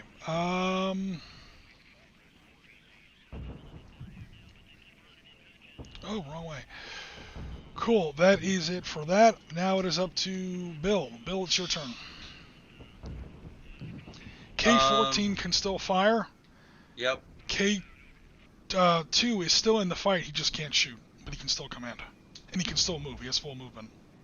K2 can move? K2 number 65 can move, yes. Okay. Alright, actually, let's move forward. So, is the road following the ridge line where K-14 is? I'm trying to differentiate movement so I can engage those two tanks that just fired at the lead. Right, so you're going to move K-14? Yes, sir. Oh, I see what you mean. Ooh, yeah, that is pretty ugly. The ridge line like collides with the... Oh, no, well, here's what happens. This valley kind of extends this far, and now you're on elevation 2. Alright, so I can just drive that tank up the road and then come off. Yeah, you're technically already on the same elevation as these two tanks. Alright, do I have line of sight on both of those tanks from my current position? No, because of trees in the way, but you can move into those trees and then you have line of sight. Let's do that. Alright. Alright, and now he's got 2 shots if he wants. Yep, I'm going to engage 1 shot into each tank. Alright, cool. We have a total, you're well within 10. Oh man, this is like 400 meters. This is chip shots for tanks. He has a gunner of 1, so he adds 1 to both of these rolls. I'm assuming you're shooting Sabot on both of these? Yes, sir. Alright, so your chance to hit is 8, unless you're doing a called shot.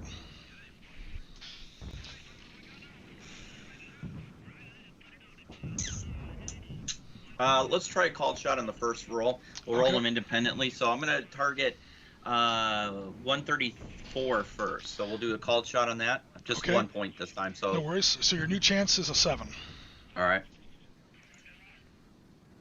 I got a 1. That's a hit. We add... Oh, we have to do penetration still. Point blank penetration is 15 minus 9, 6 to penetrate. No, 15 minus 8. 15 minus 7 equals 8. Is 8 to penetrate. Sorry. I got a 6. Penetration, add 3 to the vehicle damage table. 4 plus 3 is 7. 7 is vehicle cannot fire, vehicle is disabled. All the tanks are damaging each other. Alright, now the second shot fires from K214. Are you also taking a call shot on this guy? Or just a normal shot? So let me ask you, because he is a 7 said disabled, crew wounded, what can that vehicle do at this point? Anything? It can move. Or is it literally combat non-effective? It can move around, and it's for victory points, it's worth a little less. Okay. So 3 points for a heavily, 1 point for a heavily damaged for destroying him. You get 3 points. All right. Well, we're gonna call shot on the second tank. Okay. So your chance is now a 7 to hit. Okay.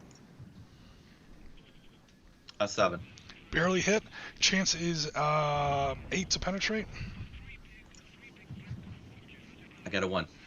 Okay. Add 3 to the 1d10 vehicle damage table. I got a 5. 5 becomes an 8. Crew killed. Vehicles considered wrecked. It's basically the vehicle's now killed. He was gonna make my day really ugly, really quick.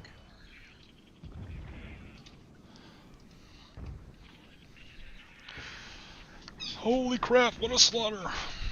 Have to say he popped his cherry. Yeah. Now all of these, these heavy damages, like this one here, cannot fire. That was worth 3 points as well. So he gets as much points for heavily damaging one of your tanks as you get for a kill on his tanks. Yeah. So on points, Rasmus is still in it. I know he's got a lot more tanks burning. That was kind of expected. Yep. Hey, look at it this way. No more K-Stams. That was the only tank that still had K-Stams. That Hey, was can why I take I them off were... that tank and put them in my other tank? Send the loader out. He's like, there is no loader. Those K2s have automatic loaders. So actually, no. Otherwise, you just like pick up a crate of ammunition and you're like sprinting across the field. Run faster! Oppa, more ammo!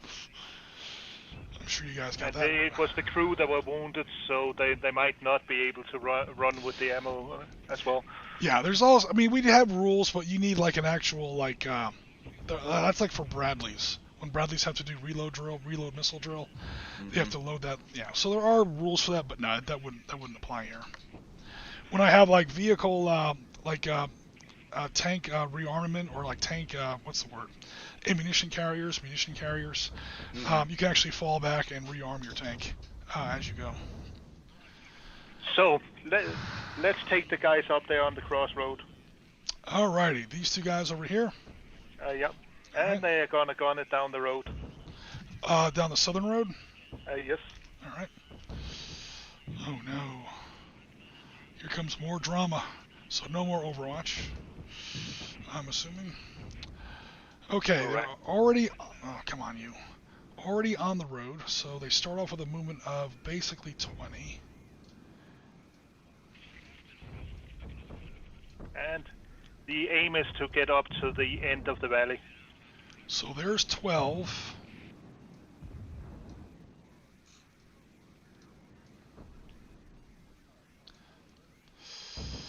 Ooh, I see what's coming. So you're basically going to pass this, like right there's the end of the valley. So we're going to get like right here, or are you going to try and pass that? We'll pass that one and do the proper rush and see the black in the eyes.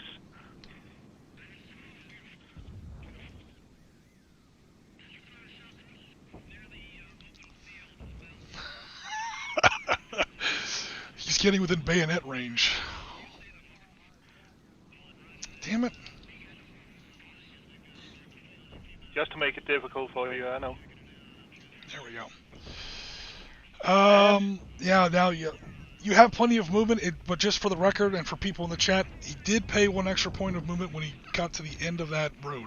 So as you can see, the valley kind of cuts like this, and the road is heading down the middle of the valley. Then the road itself, when the valley ends, well, the valley doesn't end, but it starts to shallow out a little bit. Basically, he's driving his tanks uphill along a highway. Okay, so now we've got 2 tanks there. I'm assuming they're both going to fire Sabot. The only question is, who are we shooting at? You got 2 targets there. Well, we'll start with the first one shooting at 14. Okay, now 14 is in woods. It's going to be a -2 to your attack roll. So you start off with a 7. Both of those guys are gunner zeros. So the guy in the woods is going to be a 5 to hit. This guy's going to be a 7 to hit. Yep. But I'll roll them one by one to see if the first guy knocks it out. Then when the second guy come up, okay, cool. He so can potentially shoot at the other guy. Should luck be with me and all that.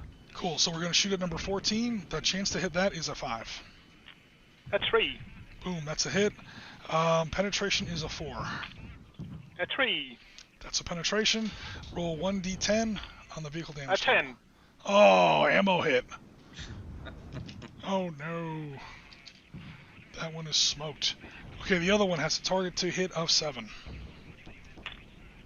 A 10. Miss. So that is... Come on. Down to 5 as well. Yep. Yeah, don't get to fire my missiles. Not at this range. They have minimum ranges as well. It's not as bad as those K-Stams, but it's still pretty significant. Missiles at this range will not work. You cannot fire the missiles within 10 inches. 500 meters usually is the arming distance for those kinds of tanks. Okay, that was that element. Because the other that was, hold on. That is second platoon. And yeah, the halfway disabled commander. Oh, that's right. No, that's second. No, it's the halfway disabled commander behind the dead company commander. Gotcha. And he'll just hang out where he is. Second platoon, I see him now. Okay, cool.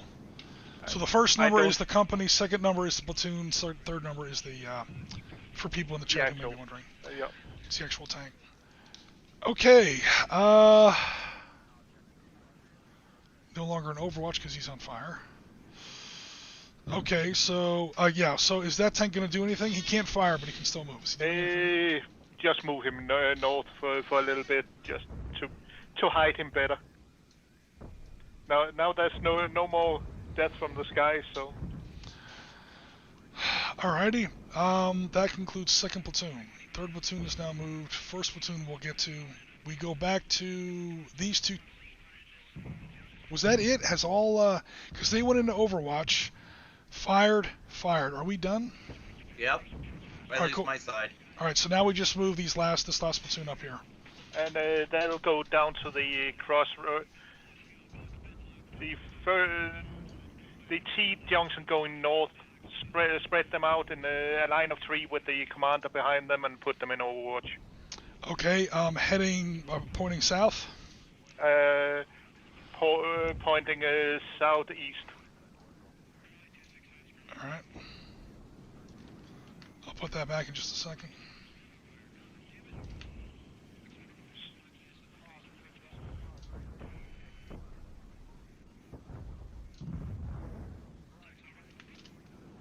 Somebody here is burning. What did I do wrong?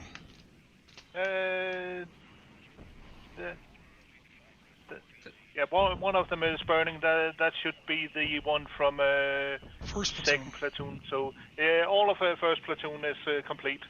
Yeah. Oh, I got this tank mixed up with this tank, the damaged one. Never mind. I was like, someone's damaged but not killed. No, that's the other platoon, dummy.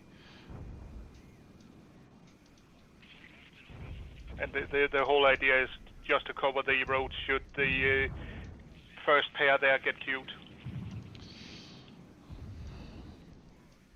That whole platoon is an Overwatch. Alright, cool.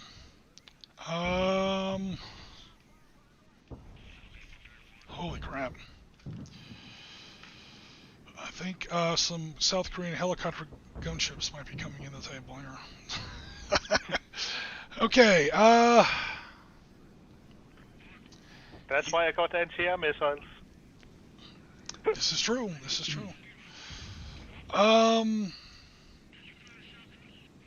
Alright, cool. Let's go to turn 4. Trying to make this one. Hey, Jim, can you zoom in on the map a little bit before we change turns? Okay, back to turn 3. Where do you want to zoom in? Because when I zoom in... Right at the T junction where he just moved his tanks. Okay. Do I have line of sight on tank 113? 113. I don't think so, but it's close. I'll show you the line of sight in just a second. As soon as I can find my little measuring stick. So you're talking about your tank number 12? Yes, sir. No. Okay. Yeah, but it's close. Yeah. How about the other one? No. My other tank. He's kind of directly behind the last. So, no, it's intercepted here and again here. Okay. This doesn't because it's within 2 inches, but other than that, yeah, this second level definitely does. Good.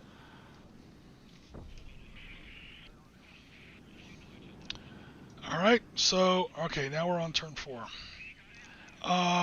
It's initiative time. 5 dice, because you're still in it, First Lieutenant Bill, and we're still on a 3 dice commander for the North Koreans. So 3 to 5. 8. I rolled that one like a boss. 10, 10, 9. Sweet. The South Koreans win initiative. Are you going first or second? Oh, I am so going first. Really? Okay. Oh, hell yes. All right. tank, track 1-3. I got We you. are going to move. What is their overground movement? 11 inches. 11 inches. Do you see the wooded area directly east of me? By, was it Yep. 4 inches or so? Put me right in there. Wait, before you do that, can the tanks pop smoke? They kind of always are popping smoke. Okay. Because otherwise, that's like another thing we have to keep track of, and like those tanks have limited smoke grenades. Somebody else in the chat was asking about smoke. That's kind of considered to be like always happening.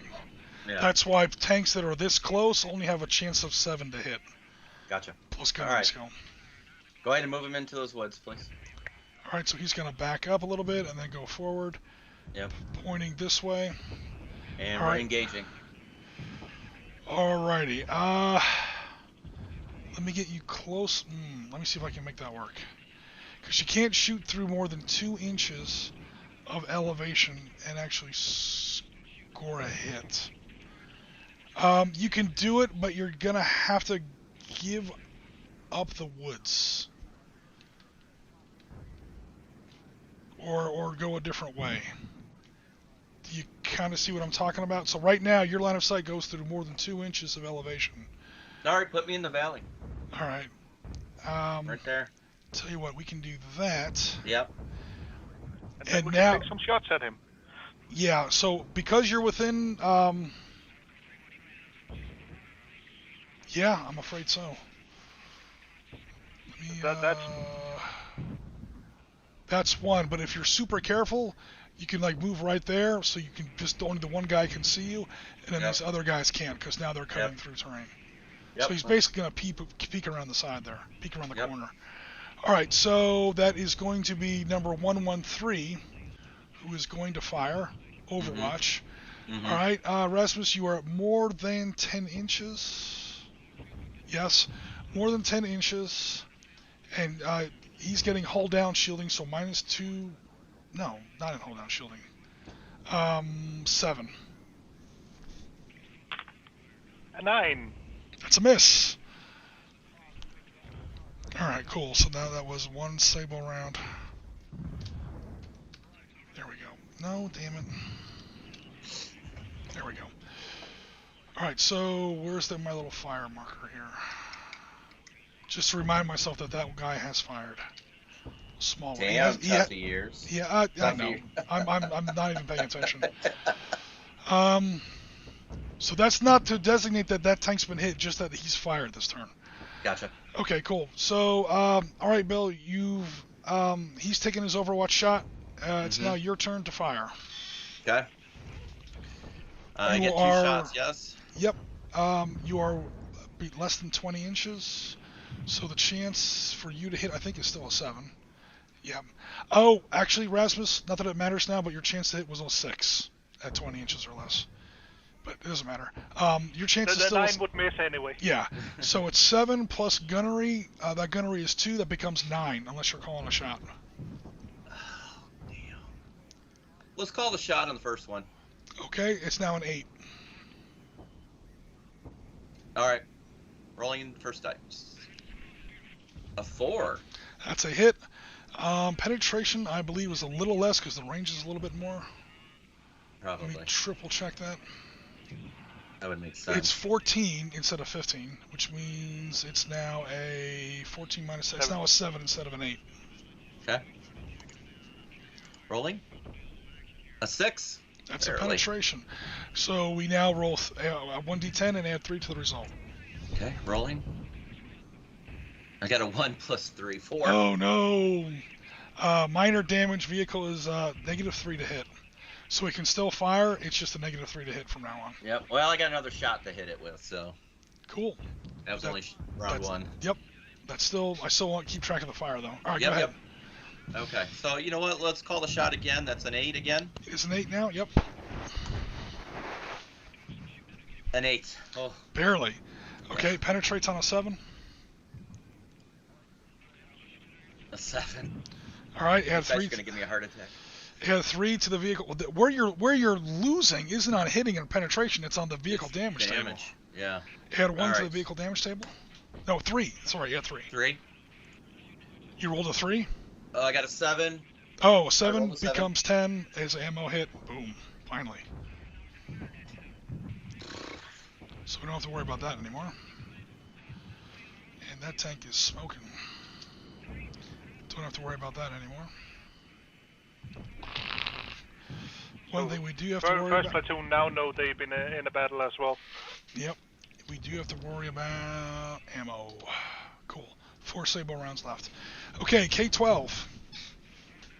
Because again, it goes by that pair. Yeah. These are the only 2 tanks that he still has to shoot, so Yeah. he's got to make them count.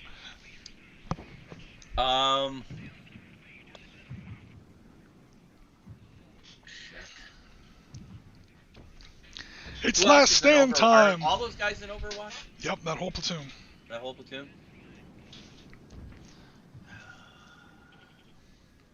You know what? Let's go ahead and put 12 directly in front of 13.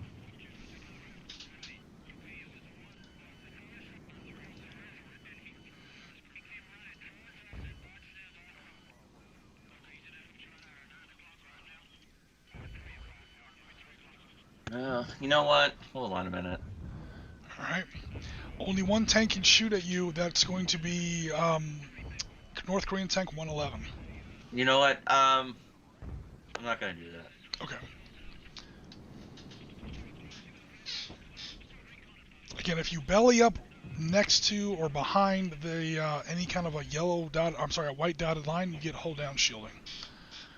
That's a -2 off his chance to hit. You know what, Jim, what I would like to do, I know I'm fishing here, can we put him back where I said originally, but I want to put him in Overwatch? Sure.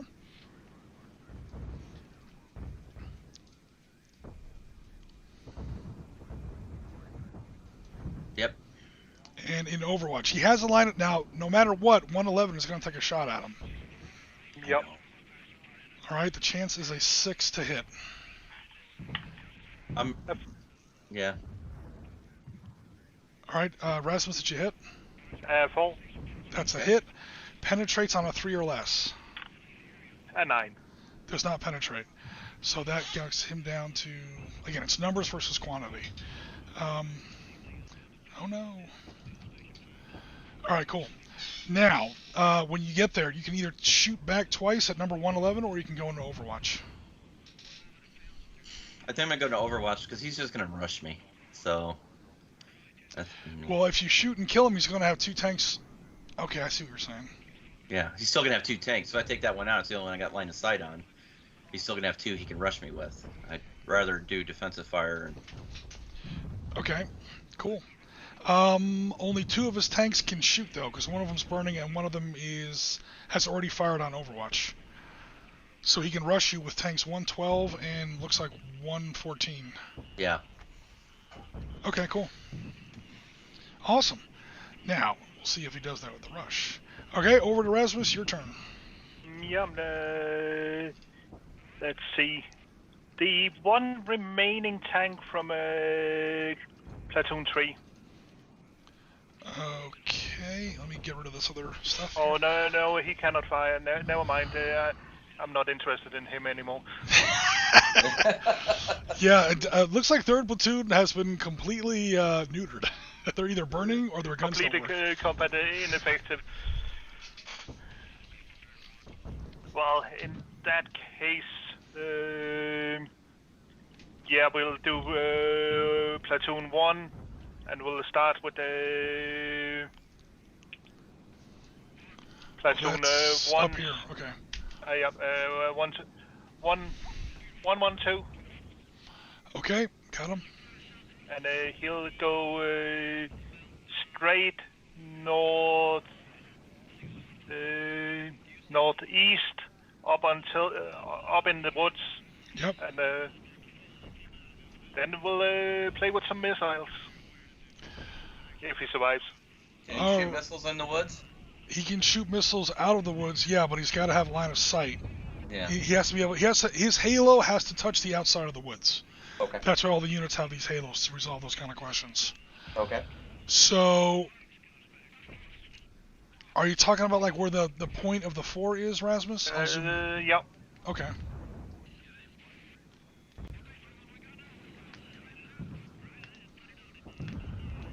Now, as he's making that cross, does K-12 want to take Overwatch fire on him? Yeah. All right, cool. What we'll do, Rasmus, is where your tank was, just, again, because this is kind of a demo game, is he kind of backs up a little bit, and then he kind of does this. That way he never exposes his flank armor. Because if he just turned and went straight up the hill, then Bill's run would go right into his flank. Alright, which is even worse as far as penetration goes. Penetration haven't been my friend today. Yeah, you're over 10 inches. Alright, cool. So it's a 7 to hit plus 2 for gunnery. Any called shots, your chance is a 9 to start with. I'll take one. Overwatch, can he split it up into two shots in Overwatch, or? Yeah, he gets 2 shots, so he can take one now and see what it does, and then, later on he can shoot that same tank again, or he can shoot another tank later on in the turn. So I'm going to go ahead and do a called shot, 1 point. So it's an 8 to hit. Oops. Rolling. Right. Yep. A 1. Okay, cool. That's a hit.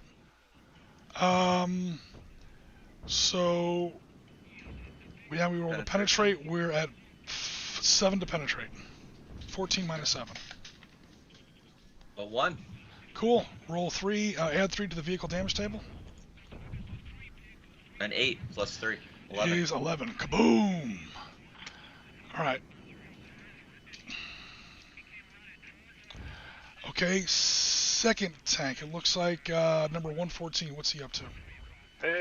He'll go straight forward to the ridge line. Like so? Yeah, keep him in a certain movement. So a couple of inches down on the road, and then and then up to the ridge line. Like so? Is he taking is he taking hold down position here? Taking up a hold down position Gotcha. there. Okay. Now this guy can still move. That never presented opportunity fire. This guy can still move. He just can't fire because he already fired his Overwatch shot. And we'll keep him in Overwatch there, and put the 114 into Overwatch as well. All right. Everyone's running out of tanks, though. We're getting a lot more cautious. Okay, back over to Mr. Bill. Hey, Mr. Bill. Is All right, your sir, my command tank. command tank getting the hell out of there before he gets Yes, destroyed? sir. Okay. We are going to do a tactical retreat. None of his tanks are in Overwatch, right? No, they fired last turn, All right. so they are not in Overwatch. So I have a movement of 11. Yep. 1, 2. Oh, hell. All right, we're going. Can you move the map north a little bit? Perfect. Move me up. 1, 2. Just, you know what? Just go north as far as you can go. Turn on the tracks. Or no, I'm sorry. Go. I'm looking at that other tank there. Let's go northwest as far as you can go. So about the 10 o'clock position. Yep. All right, so this is going to be a little complicated because of elevation. Right. All right, cool. So here we go. 1, 1, 2, 3, 4, 5, 6, 7, 8, 9, 10, 11. Okay. Which way do you want to be facing? Well, let's face towards the bad guys. Nothing I can do about it. I got no weapons, so yeah. All right. Cool. So I'll back you up. Yeah, like you were originally. Notice your halo does not touch the trees, Mm-hmm. the edge of the tree, so he cannot see you. Okay. And you cannot see him. I'm assuming that's Right. what you want. Yeah. Okay, Yeah. cool. Because you're got no weapons at the moment. Damn it! Stop doing that. All right. Back over to Rasmus. And those two guys will head straight east. East. Cool. Oh, we're gonna outflank the other combat effectives. There we go. Oh yeah. I think those 3 points for the commander is...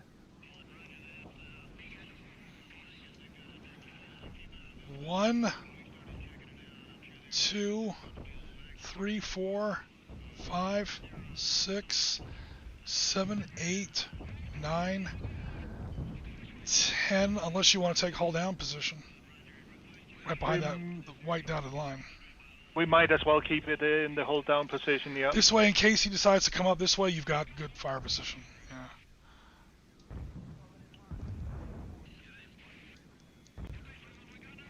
So again, your halo has to be touching the little white dotted line.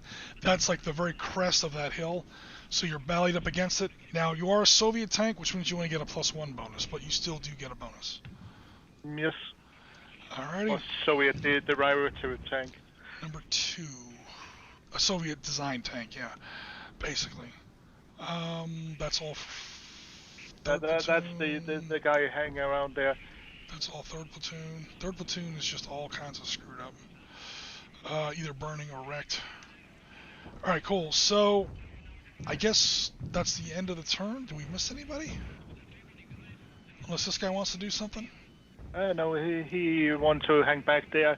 In case the temporary company commander get killed, then he can take over. He's got no gun, but he still has a radio on a map. He can still do something. He's still technically an officer.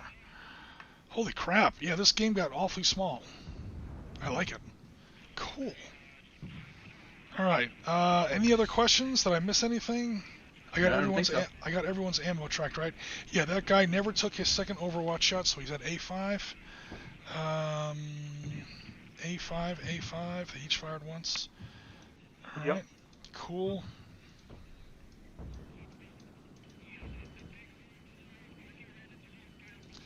Initiative. I still have all mine. Yep, your commander is still in it. He has a perfectly functioning radio and a C5 rating. 4. How to confuse a Marine. Give him a number more than 4. Oh, wow. My highest roll is a 6. Okay. Beats my 4. Cool. Speaking of not higher than 4. Cool. So the South Koreans win initiative. Okay. Well, this is going to be very, very interesting. You basically have 2 elements. Yeah. Technically your commander and then your right. Number 12, number 13. I really need to call it Artie, but hey, you know what it is. All right. Tank 1, 1, 3, 113 or whatever it is there. Yep. I want them to go east along the road and then come up that ridge line to the north and park themselves.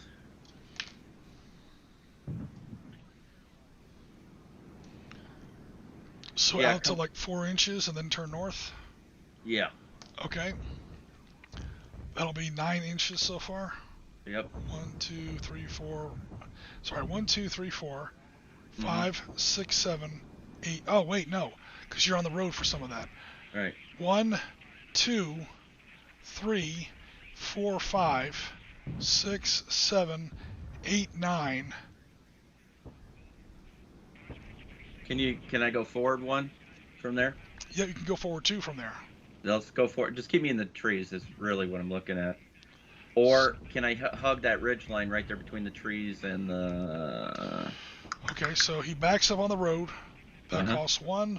That costs double movement on the road. That costs 2. Yep. 3. Yep. Well, he'll turn, obviously. He has to be able to turn. So right. That way he's not backing up. That's 2. Right. 3. Crossing an elevation line. The ridge there, can I do opportunity fire from the Overwatch on the 114? Where is 114? It's on the top of the ridge there in the V. Oh no, way up here. Oh crap, I forgot. Yes, you're on higher ground. But where is the point of contact?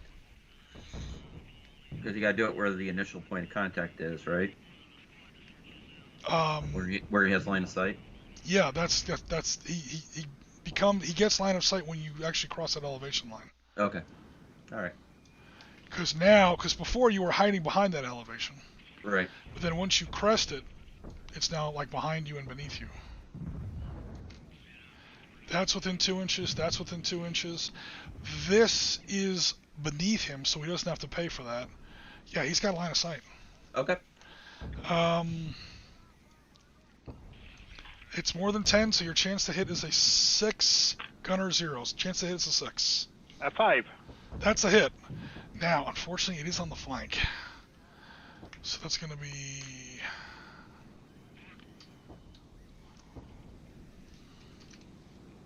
Oh, come on. A5, please. Thank you. It says 5A. We know what it means. 12 against the flank armor of a K2 is 6. It's 6 to penetrate.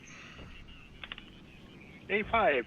Barely penetrates. Roll 1d10 on the vehicle damage table. A2. 2. Minor damage is now down to half speed. So it dented up some of the road wheels. Damaged the transmission a little bit. Oh god. Alright, now we said we had 2, 3, 4, 5. You have 6 points of movement left because your base speed is 11. 6 points of movement, that's now been reduced to 3 points of movement. Alright, you go ahead and continue your movement, Bill. You've got 3 points of movement left. So if I go one more, it's 1, 2, 3. It's going to put me right in that ridge line there in that tree. It's just directly north. It's 3 points. Right? Yeah, 1, 2, 3. Or you could turn this way and counter-engage that tank. Oh, can I? Yeah. Yeah, let's do that. I want to engage him. So.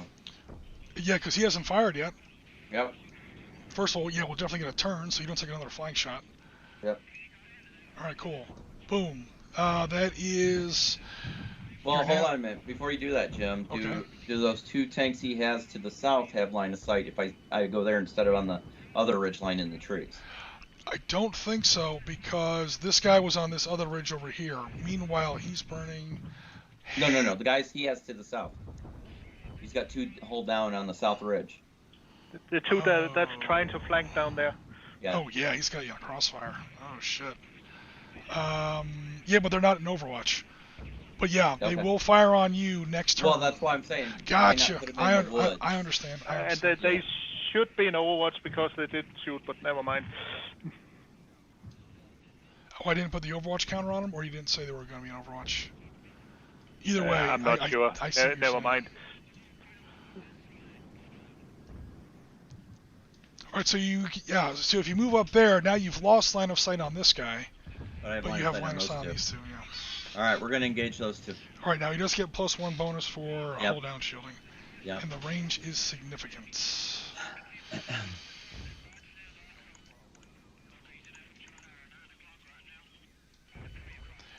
I tell you what, do you want to split the difference, Rasmus? Do you want to say like simultaneous fire? Because we really should have had that guy on over. It's up to you guys.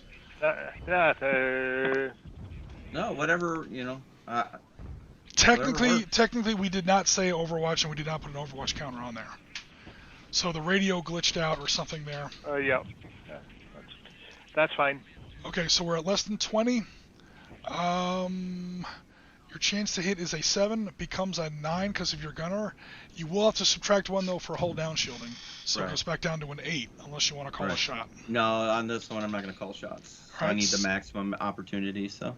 You get 2 chances at an 8, then. All right, I'm rolling the first die. An 8.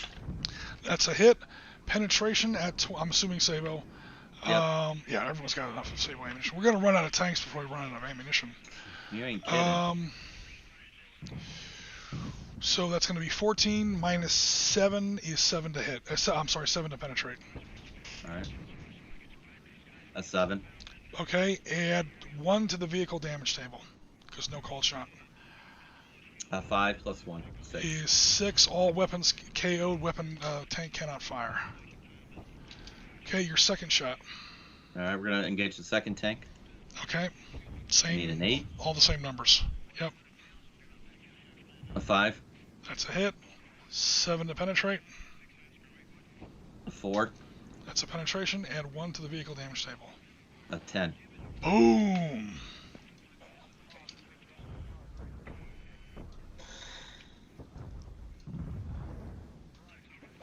See, the reason why Bill is suddenly doing much better is we are now officially in last stand territory. We all know that Bill does awesome in knife stand battles. He's down to his last 2 rounds of Sabot. What did I just say? We're running out of Sabot ammunition.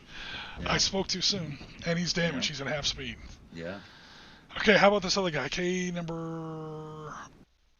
number 12. You know what? I kind of want to do something very similar so I can engage his other tank sitting there in Overwatch. Now, is that tank still in Overwatch because it shot? No, it burns. This one here has already fired. He only gets the rate of fire of 1.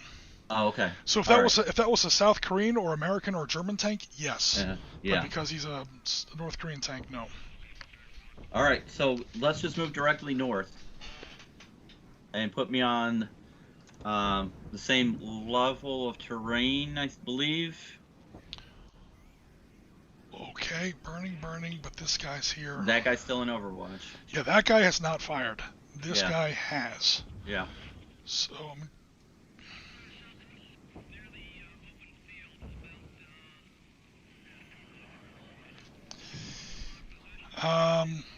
yeah, he's going to get a shot as you move north. It's going to be for the briefest of moments.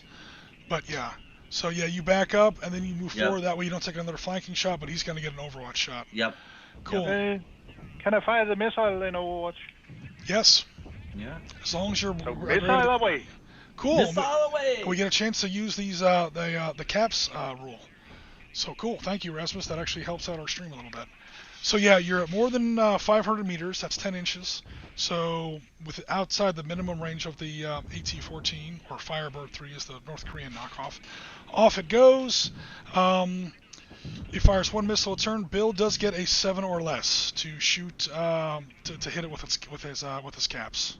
Oh, I forgot about the caps. Yeah. All right. So I need a 7 or less, you said? Yep. All right, rolling. A 6. All right, so it shoots down the missile. The way you defeat caps, Rasmus, is you have several missiles. Yeah, several missiles. Now, yeah, this guy's burning and this guy can't fire, but at least we did try the rule, so I appreciate that. And how many missiles does he have? Just one per tank? He has 2, but he can only fire 1 a turn. Oh, okay. Don't worry, Rasmus. You'll get another shot at it.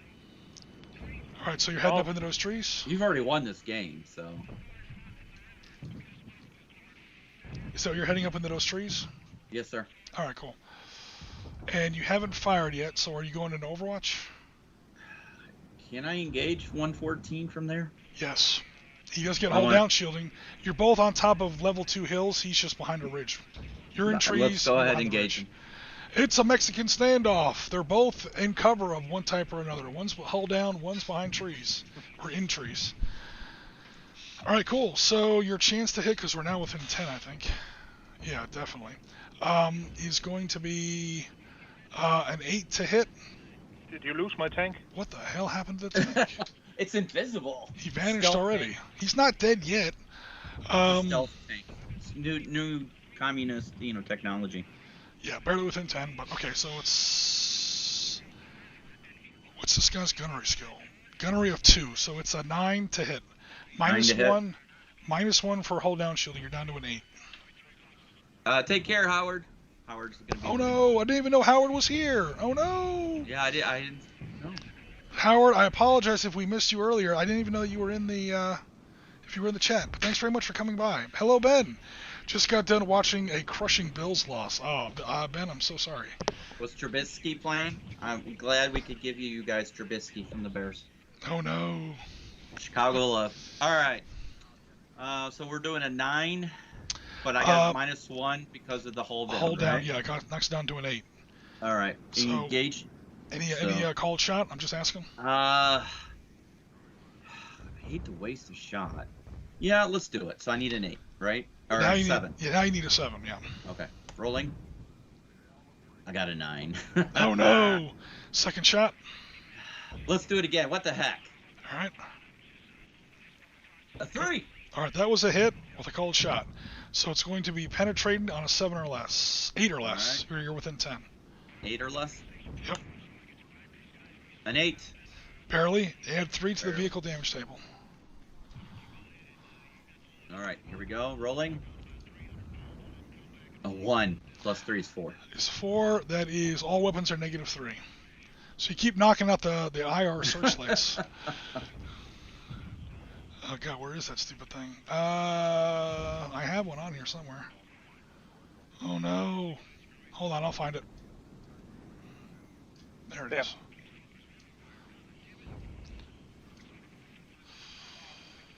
That, oof. And it's... He's hiding behind the smoke. Yep. Okay. All right.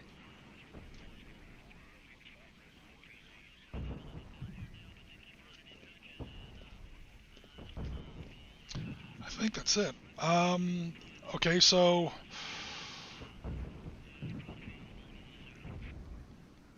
yeah, I think this game's just about over. Yeah. Who else is now? Yeah, we can call it whatever you guys want. Well, where are we at in point standing? Because honestly, I think Rasmus has it. So. I honestly don't know. Well, let's at least finish out this turn. Okay. So these guys haven't moved yet, right? But one of them's now burning. This guy can't fire, so that we have that element we can move. None of mine. It was Bill's first activation. Yeah, I was first. Okay. He won the initiative. And decided he was going first. Okay, cool. I'm just trying to see who's left. This guy. It's my first platoon. Has not fired yet, although now he's -3 to fire. Oh yeah, so these two tanks basically. Yep.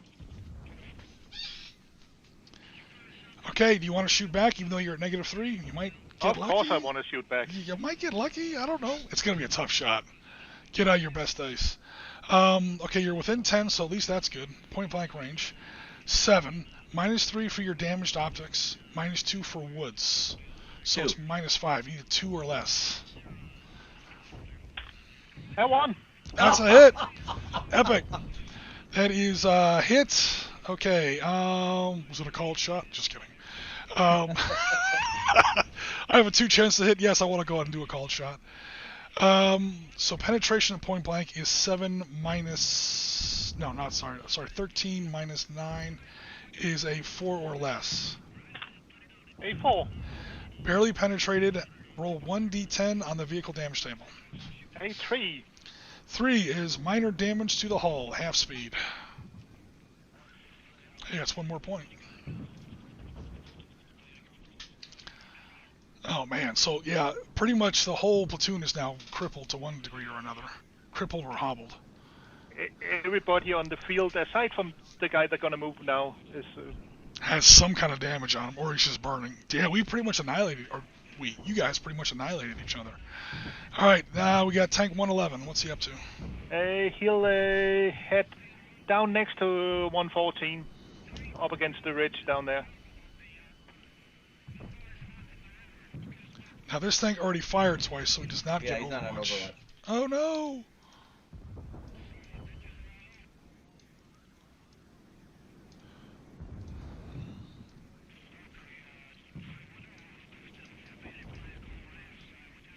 And then he'll take his shots into... Alright, so tank 114 is damaged. Tank 111 is going to have a better chance. So tank 111 is not damaged, and he's got a gunner of 2. He's got a good gunner. We've got the best gunner in the platoon there. So he has a 7 plus 2 minus 2. He's got a 7 to hit. A 4. That's a hit. Penetrates on a 4.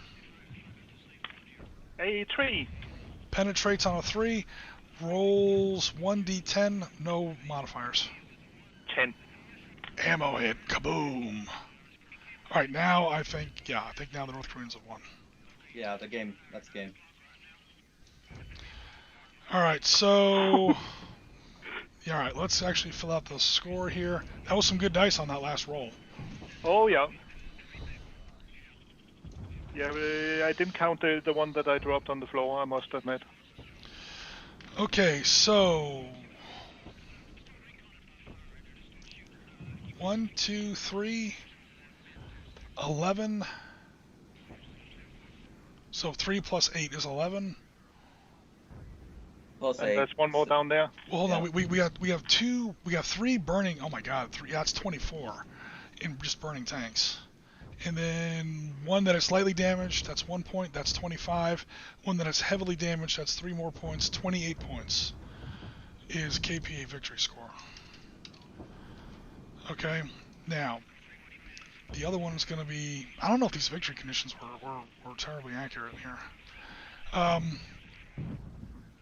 1, 2, 3, 4, 5, 6. That is 18 in destroy tanks. That's one more. There's 7 destroy tanks? Yep. Okay, thank you. 1, 2, 3, 4, 5, 6. Oh, this guy up here, 7. You're right. Sorry. Yep. And then all the heavily damaged ones. 1, 2, 3, 4 more of those. Makes 25. I retract my earlier statement. Score is 28 to 25. That was, the North Koreans won, but not by much. I'm actually a little bit happier now. Yeah. And Right. It's not like that one tank can turn the big battle. Can turn the flank of that whole South Korean battalion fighting over here to the west. Yep.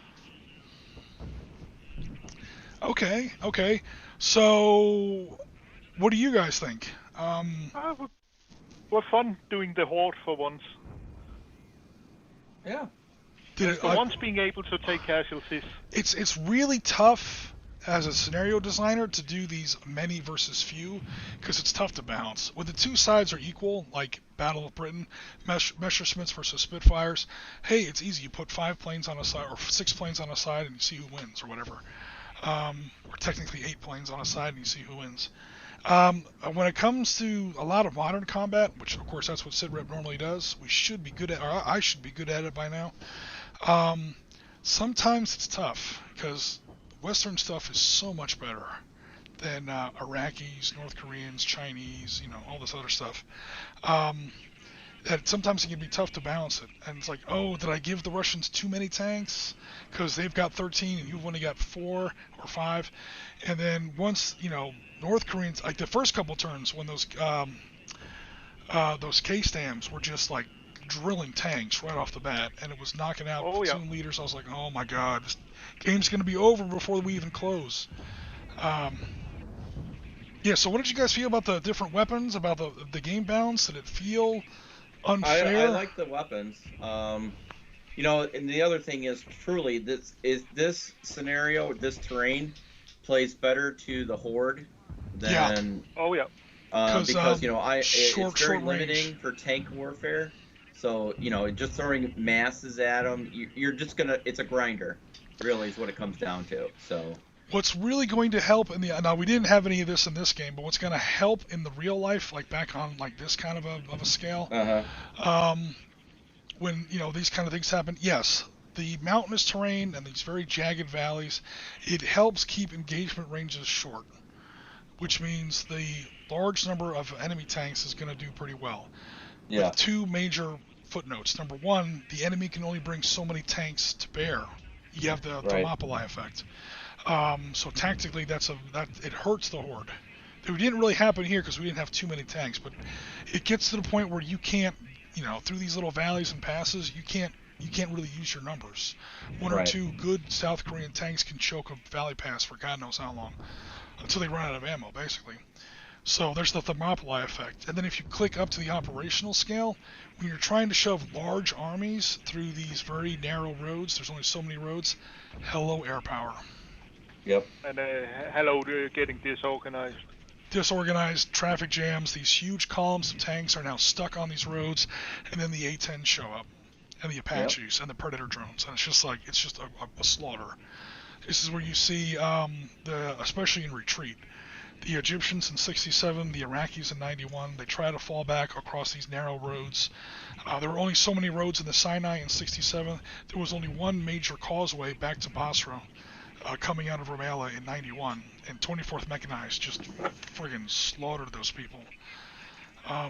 Killed so many of them that the commanding general was actually investigated after the war twice, once by the Army, once by Congress. That's how one side of the slaughter was. So it was like, this isn't war anymore. This is now murder. What are you doing over there? And he was found innocent both times. Yeah. But yeah. So, but at the same time, on the small tactical level, this has already sort of assumed that the North Korean higher echelons kind of have their head and ass wire together, and the right number of tanks are pushing down the right number of roads. Yeah, short lines of sight and short lines of fire will definitely help out the larger side, because the smaller side, their big advantage is range. And unless you get, like, if I was playing the South Koreans, one thing I might have done is tried to get up here on this hull down shielding behind this line, because once you get that hot, you can see a long way. Get them up there, hull down, and overwatch. You see over all these trees, you see over that valley. As soon as he starts coming down these roads... Having you sit in the valleys were definitely to my advantage. Yeah. Oh, yeah. Yeah, because it screens your movement against longer range enemy fire, certainly. All right, so we've been up now for not quite 2.5 hours. Perfect stream. Last couple times we've tried Battle Carry Sabot, it took too long, but I try to keep this battle a lot shorter. So, one company versus one platoon, basically. I gave both sides a little bit of extra, just to make the game a little bit more fun. But we're trying to keep these games a little bit smaller so that they run a little bit more smoothly on stream. And my God, a A10 or an Apache would have been a headache. Well, yeah, then you would have had another company. That's the other problem with designing these scenarios. I want to include this stuff, but the second you bring in like one Apache or two Apaches or one A10, now you need to give the other side like another company of tanks. Because there goes the first company right off the bat, in a big column of smoke. It's like, okay, the A10's out of ammunition. Now we can have a battle with what's left. Very good. Cool. So yeah, congrats to Rasmus and congrats to Bill. That game was a lot closer than I thought. 28-25. Congrats to Oriskany. I would say that is about as close to a draw as you can get. Yeah. So that scenario felt a little weird to me a couple times. First one way, then the other. But when it comes down to 3 points, I suddenly feel a lot better. One problem that I was having when I was doing this victory condition stuff before with Damon was it was just like quick staircase. So it was 1 point to lightly damage, like an Israeli Merkava or something like that, 2 points for a heavy damage, and like 5 points for a destroyed or whatever.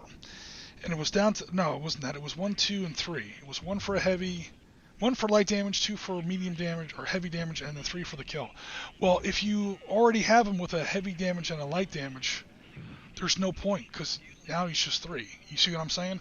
It was 1 point for light damage. So that's why I made sure that it's always worth it to actually finish the enemy off. We actually ran across that problem in our Lebanon game, or I ran across that problem in my Lebanon game, where the Syrians would do certain amounts of damage to the Merkavas, and then it was like, well, what's the point? Victory point wise. So I didn't want to do that again. But that does result in some pretty high numbers, because again, 1, 3, 8, that's as small as you can make it, really. Yeah. So cool. All right. So any last questions or comments? And any last questions or comments from the stream? No, good game. I mean, it flows well, and I'll be honest. When I started it and he hit me the first few times, I'm like, oh, I'm done. Yeah. I thought this was going to be a 2, maybe 3 turn max game, and that was it. So. Yeah, like I was watching it on like turn 1 or 2, and you were using those K-stams, just kill all those platoon leaders, and I was like, oh man, this is going to be a South Korean, curb stomping. And then you get to turns like the second part of turn 2, turn 3, then I'm thinking the opposite. I'm like, oh man, Bill's going to get just friggin' jungled here, and I'm going to have to be apologizing to Bill. I get in there in the knife fight, got quite a good knife fight in those tanks. That's what when you're playing Russian tanks, you do it in Panzerleader, you do it in a GDW assault, you do it in battle group. When you're playing the Russians or the Russian-like stuff, whatever, get it within choking distance as fast as you can. Yeah. The big lesson or takeaway for me from this game is I should have used Overwatch more. In that first turn, I should have set up my guys, like you said, on a ridgeline, and just gone to Overwatch and made him come to me and just pick him off as he tried to get to me. Overwatch with Western tanks is deadly because Yeah. they get to fire twice a turn. Yeah. Damon got his Merkavas and his Magahawks up on Overwatch, and my Syrians were just, hey, 72 versions, man, look at the bright side, because we were all dead. We were just getting slaughtered. But even that game came out pretty close. This one, though, I'm actually really happy with the result. 28-25. As a scenario designer, I can't, in a live game between two players, in other words, not a guy who designed the scenario, not a guy who designed the map or designed the system. I'm actually pretty happy with it. Without playtesting it yourself first or anything like that, so yeah. Yeah. Well done. The reason I never play test scenarios normally is because I'm usually one of the players. And if you play test the scenario, now you've played the scenario once. And it's a gross advantage against the other player. Oh, yeah. So I never play test normally. I didn't really play test this one, even though I wasn't playing, because I just ran out of time. Battle Carry Sabot does take a lot of time to set up. I have to draw the maps, I have to draw the tanks, I have to come up with new values for the tanks. It's a moderately crunchy game, so no worries.